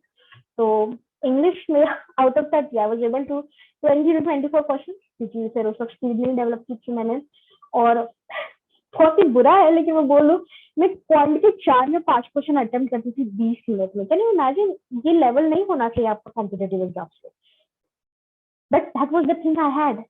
But sir never went like कि only you are able to solve 4 question, सिर्फ 5 ही question जम रहे हैं. हाँ, मुझे पूरे formulas ध्यान में थे, बट टाइम लिमिट, वो स्पीड, वो चीज को समझना, उस क्वेश्चन को समझना और अप्लाई करना, that was where I was went wrong. So she taught us different kind of tricks. Okay, जरूरी नहीं है कि हर जगह आप फॉर्मूला अप्लाई करो. आपके सामने क्वेश्चन रहता है, मैथ्स का भी क्वेश्चन रहता है, इंग्लिश में है, हिंदी में, मराठी में, अभी तो हिंदी मराठी में भी आने लग गए. आपको जैसे ही क्वेश्चन समझने लग जाता है, by using different kind of technique like ratios, अलग अलग टेक्निक यूज करके you are able to find the answers very easy. So हर छोटी चीज से Swapnil sir has helped us. Okay और इंग्लिश के परफेक्शन में भी उन्होंने मुझे बहुत ज्यादा हेल्प की because when I started studying under him at that time realise कि ठीक है मेरी इंग्लिश बाहरी तौर पे बहुत अच्छी है लेकिन अगर माइन्यूट चीजें आप देखोगे तो वहां मैं लैक कर दूंगी तो ये चीजें मुझे उनके अंडर गाइडेंस में काफी सीखने को मिली है so if you are under his guidance तो ये मेरा एक्सपीरियंस है ट्रस्ट दिस गाय ब्लाइंडली मैं उस पर्सन में से हूँ जो आपको बोलेगी कि भगवान पे भी अंधविश्वास मत रखो okay but when it comes to practicing yourself the tricks he is telling the pattern he is telling follow this person लेकिन again ठीक है वो जो बोल रहा है हमारे लिए बहुत ज्यादा हेल्पफुल है तो 50% उनका है और 50% आपका अगर आप अपने तरफ से 50% नहीं दे रहे हो एंड यू आर लाइक कि okay whatever sir has told कि मैं वो हर रूल अप्लाई करूंगा आप फेल हो जाओ क्योंकि हर पर्सन का लर्निंग टेक्निक हर पर्सन का अंडरस्टैंडिंग टेक्निक अलग होता है तो सर के बताए हुए गाइडेंस को रूल को कैसे मॉडिफाई करके आप अपने आप को फ्लिप करा सकते हो अपने आप को आगे बढ़ा सकते हो ये आपको तभी आएगा जब आपको खुद का लेवल समझेगा खुद अंडरस्टैंडिंग पावर समझेगी और ये आपको कब समझेंगी एग्जाम वाले दिन में ये आपको अभी से करना है टेस्ट सीरीज सॉल्व करो मॉक टेस्ट सॉल्व करो अलग अलग टेक्निक अप्लाई करो सर ने बताई है वो करो खुद की तरफ से कि नहीं मुझे ये टेक्निक जम रही है या फिर मैं इस तरीके से सॉल्व करके देख सकता हूँ वो अप्लाई करो तो आपको धीरे धीरे में आएगा कि no this kind of question I can attempt in this part इसमें 50% स्वप्निल सर का दिमाग है 50% मेरा दिमाग है चलेगा ठीक है ऐसे अपने आप को डेवलप करो to not just go on 100% following each and every person even मैंने भी अपने तरफ से जो ट्रिक बताई है कि मैं इस तरफ से अटेम्प्ट करती हूँ उस तरह से अटेम्प्ट करती हूँ ये मेरे लिए है क्योंकि मेरी अंडरस्टैंडिंग उस तरीके से मेरे दिमाग में वो ग्रामेटिकल रूल्स वैसे है मेरे दिमाग में वो अंडरस्टैंडिंग वैसी है तो मैंने अपने तरफ से रूल अप्लाई किया आपको चीजें कैसे समझ पा रही है आप अपना सीखा हुआ टैलेंट किस तरीके से अप्लाई करो that depend on each and every person तो अपने आप को जब तक आप पहचानते नहीं हो कि मैं किस तरीके से चीज को कर सकता हूँ आप नहीं आगे जाओगे आप जीत नहीं पाओगे you will always remain an average person जो 0.5 से रह जा रहा है 0.1 से रह जा रहा है आप हमेशा ऐसे फंसे रहे मैंने सर को तो पूरी तरीके से फॉलो किया सर ने जैसे रूल्स बताए वैसे मैंने किए फिर क्यों हट गए आप इसलिए हट गए क्योंकि आपके स्पीड के हिसाब से आपके अंडरस्टैंडिंग के हिसाब से उस चीज को कैसे अप्लाई करना ये आपने कभी कोशिश नहीं तो खुद को पहचानो सबसे पहली बात खुद को पहचानो then and then only you will be able to do all kind of things you will be able to attempt all the kind of subjects okay so this is all I wanted to say I think I have talked for more than 1 hour which I'm really very sorry for it but this is what I have learned under him or through my own experience so this is all I wanted to say so I would like to say Swapnil sir I think you should come back and proceed the meeting we are I'm having. here. Yeah, I'm here. Okay, and it is a super learning. I would say yes or no, guys. Let me know in the comment below. Yeah, let me know. Yes or no. How many of you learn a lot? All of you can hear me? Yeah. Thank you so much.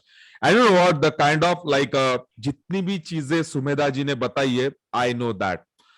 Even I also learn a lot. ठीक है. मैं पिछले 1 hour. Believe me. Whatever techniques like she has shared with you and whatever techniques you are also learn from me I always mention one point every single day you just need to apply your own tadka also because जब तक आप अपना uniqueness उसके अंदर नहीं डालोगे जब तक आप ये नहीं बोलोगे okay this is this one या ऐसा because you know what everywhere I like explain कि like हर सब्जेक्ट का एक प्रोसेस आपको फॉलो करना पड़ता है आप हर सब्जेक्ट का प्रोसेस कम्युनिटी के अंदर सीखते हो उसके बाद कुछ बारीकी से काफी सारी चीजें भी आप सीखते हो वेल होल्ड आउट सुमेधा आपके तरफ से मुझे लोग मेरा वीडियो शुरू कर देना if I am not wrong Okay, yeah I'm sorry. First of all just say thank you Sumedha ma'am in the comment below first of all just say let me know in the comment below a big thank you yeah whatever you guys are demanding from her obviously she will take such kind of session again and again I promise you Yeah, I'll do that, sir. yeah So I think thank we you will so be much. able to start the video. Yeah right just now. hold down yeah thank you so much okay you know what guys, जितनी भी चीजें इन्होंने बताई है, but मैं सबको बोलूंगा कि लाइक ये ऑल सब कुछ बढ़िया है, सब कुछ बढ़िया। आई am telling you, point two point चीजें बहुत जबरदस्त बताई है सुमेधा जी ने। बट यू नो व्हाट, इसके बाद भी काफी सारे स्टूडेंट ना एक्चुअली सुनते हैं, कुछ दिनों तक अप्लाई करते हैं, एंड दे स्टार्टेड कंप्लेंटिंग, कंप्लेंट करना शुरू करते हैं। एंड इसमें पता है सबसे बढ़िया पॉइंट उन्होंने क्या बोला है? खुद को पहचानो, आप किस तरीके से अप्लाई कर पाओगे, सबसे बढ़िया point. Understand, you know what guys, preparation का सिंपल फंडा होता है, लाइफ का सिंपल फंडा आपको बताता हूं। दुनिया में वॉट एवर यू वांट, सबसे पहले माइंड सेट, सेकंड नंबर पे आती है क्लैरिटी। माइंडसेट आपका है, उसके बाद आती है क्लैरिटी, थर्ड पॉइंट आता है गाइडेंस, देन उसके बाद आता है प्लानिंग, उसके बाद आता है strategy, and then consistency. So simple फंडा। अब कंसिस्टेंसी के अंदर प्रैक्टिस आ गया, सब कुछ आ गया। Understood? So I think you guys learn a lot. If you guys have any kind of doubt or if you want to interact with her, आप बात कर सकते हो उनके साथ। Yeah, if anyone wants to ask any kind of question to her, she will give the reply. Yeah, let me know. So you can just type your questions in the message box. I'll You explain you can how to just do that. awesome. Just type करो अपने questions को, ठीक है? Type the question, whatever question you guys have. Okay, I know that guys. I hope you have taken a lot of notes आपने लिए होंगे। हर एक चीज को अप्लाई करो, what ever she has explain wonderfully. I would say like even I also learn a lot, ठीक है? And amazing learning, because I'm a super learner and I hope you guys are so super learner. Yes or no? Just type out I am also a big learner. Let me know in the comment below, super learner, big learner. Yeah, okay, somebody's asking how to learn vocabulary. Yeah, Sumedha, go ahead. So again, I have told you कि vocabulary के लिए some. Are you able to hear me, everyone? Yes. Okay. So I've told you because some people have a talent, they start memorizing the word. Dictionary learn करते हैं, और ऐसा नहीं है कि नामुमकिन चीज है, कर सकते हैं। करने वाले डिक्शनरी भी लर्न करते हैं, रोज का एक पेज, ठीक है? पूरे के पूरे जो 10 वर्ड्स होंगे उसमें वो आपके दिमाग में रजिस्टर नहीं होते, 5 वर्ड है जो आपके ध्यान में आएंगे। लेकिन कैसे ध्यान में आएंगे?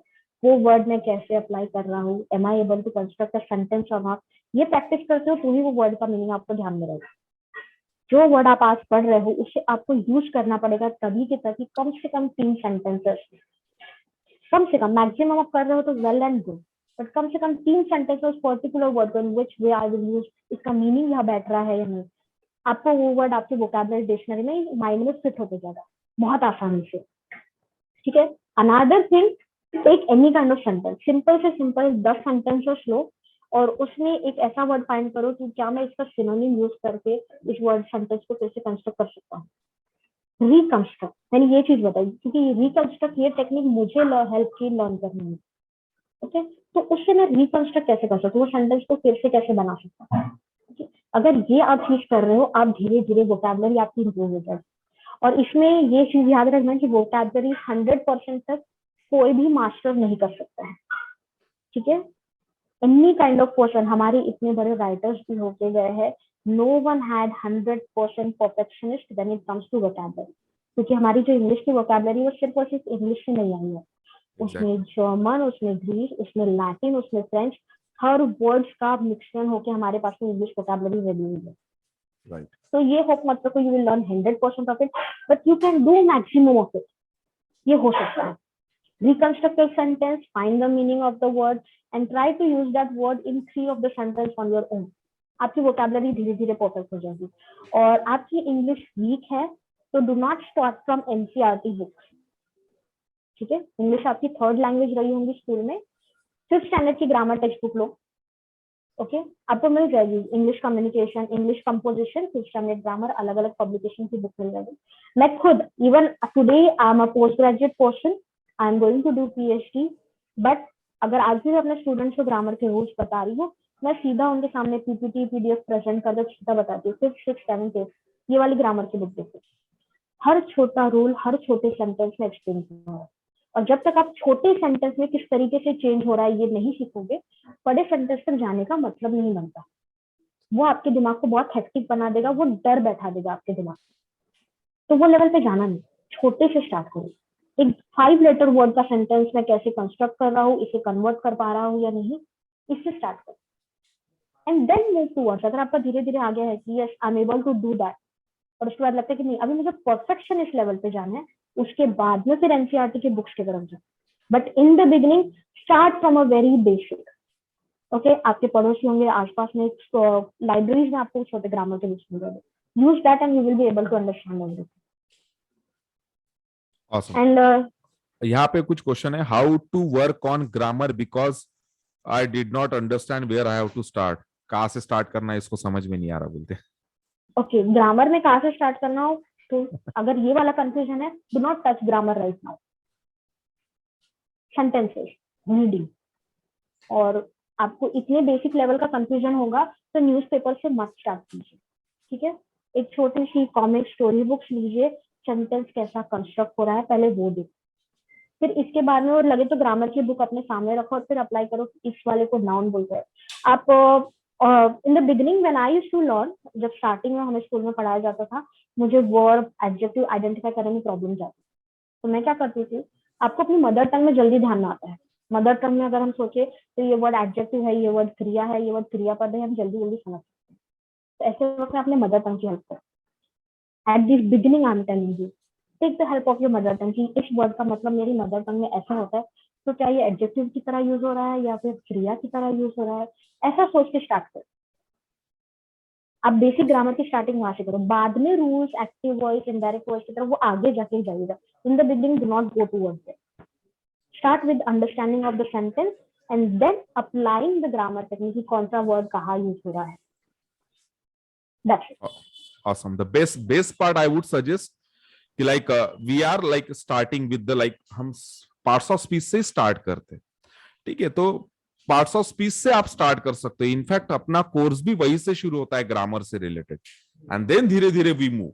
ग्रामर का तो यही शुरू होता है, रीडिंग राइटिंग की स्किल शुरू हो जाती है, that is sufficient. Somebody is asking like sir ma'am word power made is sufficient for vocab. Well इसका आंसर चलो मैं ही बता देना चाहता हूँ। यू नो व्हाट गाइस, ऐसी कोई चीज नहीं है जो सफिशिएंट नाम का वर्ड बोल सकते। हाँ, when it comes to like for the paper point of view somehow you can like say okay मैं पिकअप कर पाऊंगा, बट 100% गारंटी के साथ ऐसी दुनिया में कोई ऐसी बुक नहीं बनी, because we are looking for the competitive examination, we are not looking for the graduation का पेपर, या ये बुक पढ़ लिया तो 110% we will get the question, ऐसा नहीं होगा। वो धीरे धीरे आपका हर एक चीज में लेवल बनते जाएगा।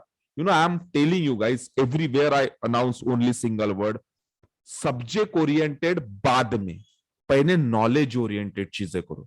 ये जो इंग्लिश का प्रोसेस लाइक सुमेधा जी से सीखा या मेरे तरफ से, हर एक सब्जेक्ट का वही फंडा है। If I talk about the context, आपको चैप्टर से कनेक्ट करना पड़ेगा, उसके साथ रिलेट करना पड़ेगा। Okay, exactly where I was actually using the kind of like a time and work concept, or you would say percentage, or I would say profit and loss, exactly same kind of stuff when it comes to the verbal, that is English में, when it comes to the vocab also, prefix और suffix के help से, word power made easy के help से we can break the vocab, but इसमें भी confidence आना बहुत ज्यादा इंपॉर्टेंट है। और कॉन्फिडेंस कब आएगा, जब आप मैक्सिमम नंबर ऑफ टाइम उसको रिवीजन में रहोगे और मैक्सिमम नंबर ऑफ टाइम आप different different kind of vocabs को ब्रेक कर पाओगे इन द प्रैक्टिस सेशन में, तब चल के आप उसको रियल एग्जाम में भी अप्लाई कर पाओगे।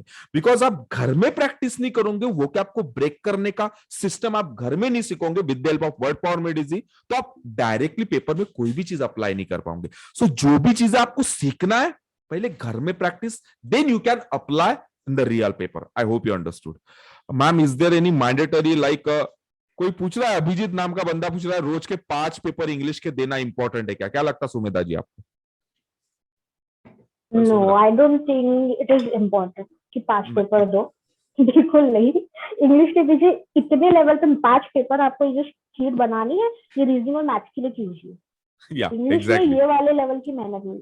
समझ में आ रहा है, एक पेपर अगर सॉल्व कर और आपके ध्यान में आ रहा है कि आज 20 मिनट में मैंने पहले 15 क्वेश्चन अटेम्प्ट करा था, लेकिन आज मेरी स्पीड ऐसी कि 20 मिनट में 20 क्वेश्चन अटेम्प्ट कर रहा हूँ, बस 1 या 2 पेपर की प्रोसेस काफी है। 5 पेपर वाली मेहनत लेनी है तो मैथ्स और रीजनिंग के लिए लोगों को बहुत ज्यादा जरूरी है। बहुत ज्यादा इंपॉर्टेंट है, thank you. Well Eva is asking ma'am, if reading and writing में एक वर्ड के दो पार्ट्स ऑफ स्पीच है तो आप कैसे एनालाइज करते हैं? अगर वो, आपको क्वेश्चन दिख रहा है क्या हाँ सुमेधा? बिल्कुल दिख रहा है सर, दिख रहा ये है। ईवा ईवा शर्मा का यस, क्वेश्चन है तो मैम, इफ इवा रीडिंग। हाँ Eva Sharma, let me tell you कि कोई भी एक वर्ड एक साथ दो पार्ट्स ऑफ स्पीच नहीं होता है, ठीक है? बिल्कुल नहीं होता। ये कंफ्यूजन जो आपके दिमाग में है, इसे निकाल लो। For example, I am telling you a sentence that I am playing cricket, ठीक है? इसमें जो वर्ड है प्लेइंग, ये वर्ब का फॉर्म कर रहा है, और वही मैं बोल रही हूँ प्लेइंग इज माई हॉबी, तो इसमें जो वर्ड है प्ले, ये जेरेंट का रोल प्ले कर रहा है। तो प्लेइंग मतलब वर्ब के साथ आईएनजी लगाए तो हर बार वर्ब ही होगा। ये सिर्फ 70% केसेस में होता है, 30% ऑफ द केसेस में वो नाउन भी फॉर्म कर सकता है।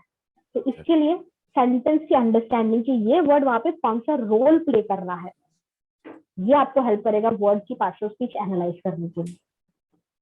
awesome। एंड और अगेन, मेरे अगर और फिर हाँ कंफ्यूजन, हाँ बोलो यदि बोलो बोलो। कंफ्यूजन होते हुए जा रहा है तो मदर टंग का इस्तेमाल करो। बिगिनिंग में मदर टंग हेल्प करती है, लेकिन हर जगह उसकी हैबिट नहीं बना लेना, क्योंकि मदर टंग में हम जिस तरीके से सेंटेंस कंस्ट्रक्ट करते हैं और इंग्लिश लैंग्वेज में सेंटेंस जैसा कंस्ट्रक्ट होता है वो अलग अलग है, बहुत डिफरेंट है। बस एक पर्टिकुलर वर्ड का मतलब या फिर वो रोल क्या प्ले करना है ये समझना है, तो you can use the help of your mother tongue. awesome that's it. awesome।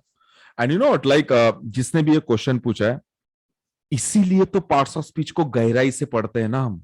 Locations find out करने में हेल्प करता है जब आप पार्ट्स ऑफ स्पीच को, हमने भी जो पढ़ा है, okay, the if I consider like objective case pronoun कौन से लोकेशन में आपको मिलेगा, या नाउन का कोई लोकेशन हमने डिफाइन करके रखा है।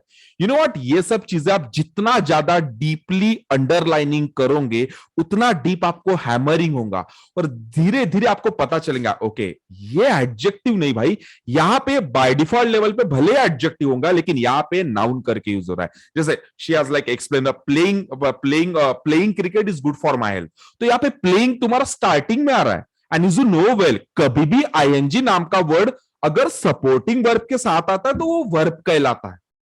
अगर वो इंडिविजुअल आ रहा है तो वर्क लाइक एडजेक्टिव में भी घूम जाएगा और नाउन में भी घूम जाएगा। सो ये धीरे धीरे आपको बनेगा जैसे जैसे आप डीपली अंडरलाइन करोगे। Somebody is asking like how to deal parts of speech while underlining the passage. या सुमेध आपको क्या लगता है?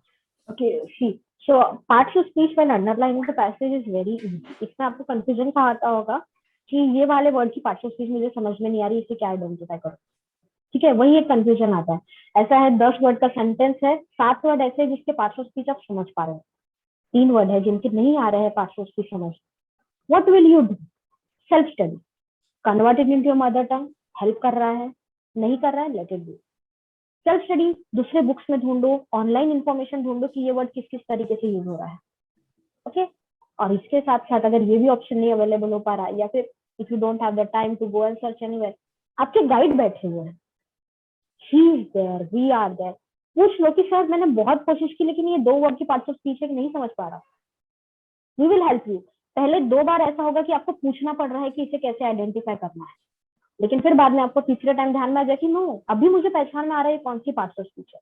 तो ये डर मत रखो कि ये पार्ट्स ऑफ स्पीच क्या है, ये मुझे समझ में नहीं आ रहा, तो अब मैं आगे कैसे प्रोग्रेस करूं। No, take the help of books, take the help of your mother tongue, और take the help of your guide. Starting में हेल्प लग रही है, बाद में आप अपने आप को चीज आराम से कर सकते हैं। Awesome, awesome। Somebody is asking like how to score good mark in a mains level। okay, बोलो Sumedha. Okay, again how to score good marks in mains level. Same thing जो मैंने आपको 4 मंत्र बताए हैं, आपको अंडरस्टैंडिंग है उस चीज की, आप ग्रामर के रूल्स अप्लाई कर पा रहे हो। आप, ये मुझे एक बहुत अजीब चीज है, हर स्टूडेंट की मार्क्स ओरिएंटेड हो जाते हैं, एग्जैक्टली। ठीक है? इस तरफ मत जाओ। अगर सिर्फ मार्क्स ओरिएंटेड हो, ये मार्क्स ओरिएंटेड कब आपको हेल्प करता है? जो आपके 12th के पेपर है या आपके ग्रेजुएशन के पेपर है तब हेल्प करता है, क्योंकि आपके सामने पूरा का पूरा पेपर होता है, तो आपको पता है कि कौन से पॉइंट, कौन से क्वेश्चन का कितना मार्क है, तो मैं वाला क्वेश्चन पहले अटेंड करता हूँ। आप कॉम्पिटिटिव एग्जाम में अप्लाई नहीं कर सकते। आप अपना अगर देखोगे कि 10वें नंबर पे कौन सा क्वेश्चन है, मेरे अंडरस्टैंडिंग वाला है क्या, ये सोचते बैठोगे, आपका पूरा पेपर चले जाएगा आपके हाथ। तो आपको हर क्वेश्चन को देखते हुए जाना है। तो उसमें क्या हेल्प कर रहा है? आपका अंडरस्टैंडिंग टेक्निक, आपको ग्रामर अप्लाई करते हुए आ रहा है, ये 2 चीजें आ गई, यू कैन सॉल्व एवरीथिंग। वो मेंस का हो, प्री का हो, UPSC level, MPSC level, it doesn't matter at all. If you are स्वार्थी understanding how to स्वार्थी do it, एटीट्यूड नहीं बनाना, स्वार्थी एटीट्यूड नहीं बनाना कभी भी, मार्क ओरिएंटेड किसी भी सब्जेक्ट के लिए मत बनो, नहीं कर पाओगे आप। बिल्कुल नहीं। ओके, एटलीस्ट कॉम्पिटेटिव एग्जाम्स में तो मार्क ओरिएंटेड आपको किसी तरीके से हेल्प नहीं करता, बिल्कुल क्योंकि आपको नहीं। क्वेश्चन देखने का टाइम नहीं मिलता है, आपको जो सामने आ रहा है उसे अटेम्प्ट करते हुए जाना है। एक आधा क्वेश्चन है जो नहीं समझ में आ रहा है, टॉपिक मैंने किया ही नहीं, तो move to the next question, लेकिन आप हर क्वेश्चन को देखते हुए अपना टाइम वेस्ट कर ही नहीं सकते। सो गो ऑन अंडरस्टैंडिंग, अंडरस्टैंडिंग आ गई है तो आप हर चीज अटेम्प्ट कर लो, कोई नहीं रोक सकता। मुझे ये समझ में नहीं आता कि ये वर्ड डिफाइन कहाँ से होते, कि मेंस का लेवल का कैसा सॉल्व करूं और प्री का लेवल का कैसा सॉल्व करूं। Sounds like weird. हाउ? जैसे जैसे आपका लेवल बढ़ेगा ना, reading, understanding power, thought power, central idea, usage of grammar, paper को मैनेज करना। सी, पेपर को मैनेज करना बड़ा आसान है, कोई भी। सबसे पहले पेपर को मैनेज अगर आपका नहीं हो रहा है तो उसके अंदर जाओ। उसके अंदर क्या रहते? सब्जेक्ट रहते। सब्जेक्ट के अंदर क्या रहते? छोटे छोटे टॉपिक्स रहते। ट्रैकर भेजे हैं मैंने आपको, तो ट्रैकर लगा अपने इंडिविजुअल सब्जेक्ट के। लेट से आरसी में आपका कितना स्कोर, पिछले 10 डेज का स्कोर कितना आ रहा है आरसी का, एवरेज निकालो उसका। ओके, देन उसमें इंप्रूवमेंट ढूंढो। यही ट्रैकर्स आपको लगाते चलना है।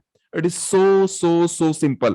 जैसे जैसे आपका लेवल बढ़ना शुरू हो जाएगा, जैसे जैसे आपका अंडरस्टैंडिंग पावर बढ़ना शुरू हो जाएगा, automatically you can solve the question which is only dependent on the mains kind of examination that you are mentioning. It is so simple. But about the reasoning, भाई सबको पता है, अगर पजल में वो एक लोकेशन बता रहा है तो somehow we can consider the question which is related to the mains के क्लर्क का होगा। अगर वो एक भी पजल में लोकेशन नहीं बता रहे, somehow we can consider the question which would be related to the SBIP और IBPS PO का होगा।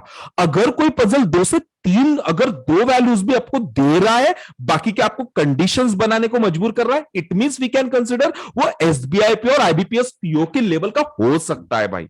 ऐसा स्टैंडर्ड डिफाइंड होता है। अगर कोई पैसेज का लेवल थोड़ा सा डिफिकल्ट है, it means obviously that passage would be related to the again mains level. तो अगेन कौन सी चीज का आ गया? It's all about the understanding power, it's all about the आपका स्टैंडर्ड कैसे कैसे आप बढ़ा रहे हो। I hope you understood Paul. ठीक है, एंड आकांक्षा ओवर देयर, जैसे सर ने अभी आपको ट्रैकिंग टेक्निक बताई है कि आप अलग अलग क्वेश्चन पैटर्न को अटेम्प्ट कर रहे हो, फिर देख रहे हो कि इसमें मैं स्कोर कर पा रहा हूँ, नहीं कर पा रहा हूँ, एवरेज निकालो। ये आपके लिए बहुत ज्यादा अप्लाई करेगा। जो आपने पूछा है कि I am giving mock papers, तो मैं एनालाइज कैसे करूँ, अपने मिस्टेक पे कैसे काम करूँ, तो दैट इज द मेथड। अलग अलग पैटर्न को आप रोज अटेम्प्ट कीजिए, किसमें कितना स्कोर बन रहा है, बढ़ पा रहा हूँ, नहीं बढ़ पा रहा हूँ, आपको उसी पर से ध्यान में आता है कि मुझे उस चीज की अंडरस्टैंडिंग है या नहीं, और उस हिसाब से पर्टिकुलर पार्ट पे वर्क कीजिए, आराम से आप कवर अप कर लोगे। Another person, Preeti, she has asked items and phrases अच्छे से प्रिपेयर कैसे करें। आपको इसको मेमोराइज ही करना पड़ेगा। Okay, items and most of the cases you will see कि you are able to understand the meaning of it, तो आप उसको आराम से हर सेंटेंस में अप्लाई कर पा रहे हो। बट जैसे मीनिंग और एंटोनिम्स का है, आपको उसको मेमोराइज करना पड़ता है। Same thing it comes to items and phrases. Only few of the times it happens कि आपका लक काम कर जाता है और आपको भले ही उस आइटम का मीनिंग पता नहीं हो, लेकिन उसके साथ आए हुए सेंटेंसेस का मीनिंग पता हो जाता है, तो हम वहां पे फिर एक गेस लगा सकते हैं। लेकिन ये गेस वाली चीज हमें लॉस में भी डाल सकती है, तो गेसिंग पे हर बात काम मत कीजिएगा। Items, phrases, synonym, antonym, this are the things which depends on your memory. और मीनिंग और सिनोनिम में ऐसा है, सिनोनिम्स और एंटोनिम में ऐसा है कि if the singular word is coming, that find this particular word sufficient इस वर्ड का सिनोनिम देखो। तो ऐसे वक्त में अगर आपको सफिशिएंट का मीनिंग नहीं पता तो क्वेश्चन मत अटेम्प्ट करो। लेकिन if it they have given the whole sentence और उसमें से एक वर्ड है जिसका आपको मीनिंग सब्स्टिट्यूट करना है, लेकिन वो वर्ड आपको मीनिंग नहीं पता, तो ऐसे वक्त में understanding the meaning of the sentence will help you. In that cases, it can help. Okay, but in otherwise, if the singular word is coming, you find the word antonym of this word or find the synonym of this word. At that time, your knowledge of vocabulary will only help you. Right, exactly. Awesome. And Akansha, yeah, every one of you guys, I have provided you the tracker. That is the best super way. Understood?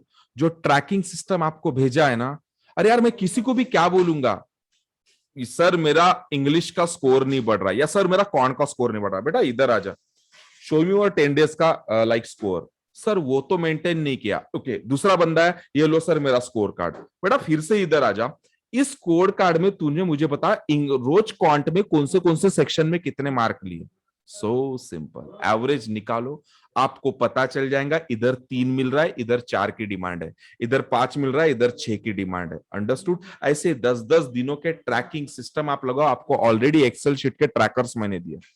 Apply the फंडा into your preparation. Believe me guys, every single बंदा start his और हर journey from the zero. Yes और no Sumedha? या Very well. और बिल्कुल इस चीज का डर मत रखो कि मैं जीरो से स्टार्ट। अगर आप लेवल 50 पे भी हो और आपको 100 पे जाना है, जीरो से रिवाइज करना स्टार्ट करो, लेकिन स्टार्टिंग हमेशा ही जीरो से। It is very very important. जब तक आपके बेसिक हर चीज के, हर सब्जेक्ट के क्लियर नहीं होते हैं, कोई मतलब नहीं बनता कि आप 100% कैसे स्कोर करो, क्योंकि आप वहां तक पहुंच ही नहीं पाओगे। एग्जैक्टली।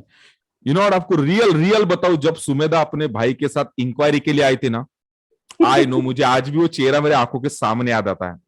उस लेवल का माइंडसेट नहीं था, but look at her mindset, completely changed. आपके अंदर भी सेम चेंजेस ड्रास्टिकली दिखेंगे व्हेन इट कम्स, जब आप ऐसे नॉलेज को ग्रैब कर रहे हो, ना कि काफी सारे स्टूडेंट कंप्लेंट करते रहते। इट इज सो सिंपल फंडा गाइस, एक कैरम बोर्ड की जैसा है। बार बार मैं बताता हूं, एक जो जो जो रानी रहती है, राइट, क्वीन, आपको पता चल जाएगा स्ट्राइकर से कैसे उसको मारना है। ये लगा दिया, सीधा इधर जाएगा। एग्जैक्टली सेम फंडा, आपको ट्रैकर दिए गए, tracker, you just have to apply the tracker. कुछ दिनों के बाद आपको खुद ही देखेगा, okay, this is the problem in this particular topic, I can apply my own फंडा, और either I need to connect with Swapnil sir. Super.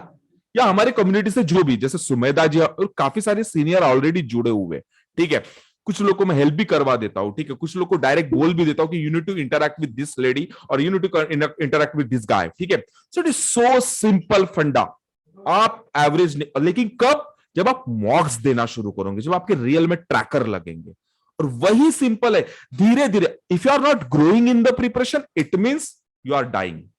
तो एवरी सिंगल डे आपको ग्रो होते हुए दिखना। अच्छा, ग्रोइंग कैसा? ऐसा कंटिन्यूअस फ्लो नहीं रहता, कभी कभी अप दिखेगा, डाउन दिखेगा, डरना नहीं उसमें। ट्रैकर लगे हुए ना, just find out the different फंडा। और मैं हमेशा क्या बोलता हूं आपको, कोई भी टेक्निक के साथ शादी नहीं कर लेने का, कभी नहीं। अगर वो आपके ऊपर हावी हो रहा है, काम कर रहा है, तो गो विद दैट टेक्निक। अगर नहीं काम कर रहा, अप्लाई द अनदर फंडा। कोई भी, पता है स्टूडेंट सर्वाइव क्यों करते हैं प्रिपरेशन में? बिकॉज वो एक ही टेक्निक के साथ शादी कर लेते। This is the only way. No my dear friend, this is not the only way. हर बंदा अपना यूनिकनेस खींच के लाता है, हर बंदे का अपना पैटर्न अलग होता है। But the important point is, खुद को पहले जानना सीखो। This is me, as you know well, my own tadka सबको पता है। Sumedha is explain very well, उसको पता है उसका तड़का। That is why she was scoring amazing mark in that particular subject, including she has already explain कि सर क्वांट में मुझे बहुत डर लगता है। बिलीव मी गाइस, उनका क्वांट का स्कोर आपको बताऊं, क्लास में बराबरी में रहता था उनका स्कोर, उससे ज्यादा। स्टूडेंट ऑल्सो सरप्राइज, कुछ स्टूडेंट, वाओ, ये खुद ही बोलते थे मेरा स्कोर कम आता है, मेरे को नहीं बनता है। She was scoring amazing mark because mindset, clarity, उसके बाद guidance, she respect about the guidance, उसके बाद planning, strategy, consistency. So simple फंडा। जितना ज्यादा आप खुद को उलझन में डालते जाओगे ना, उतना ज्यादा आप अपने प्रिपरेशन के जर्नी में कंफ्यूजन क्रिएट करोगे। समझ में आ गया? Late me no sir, super understood in the comment below.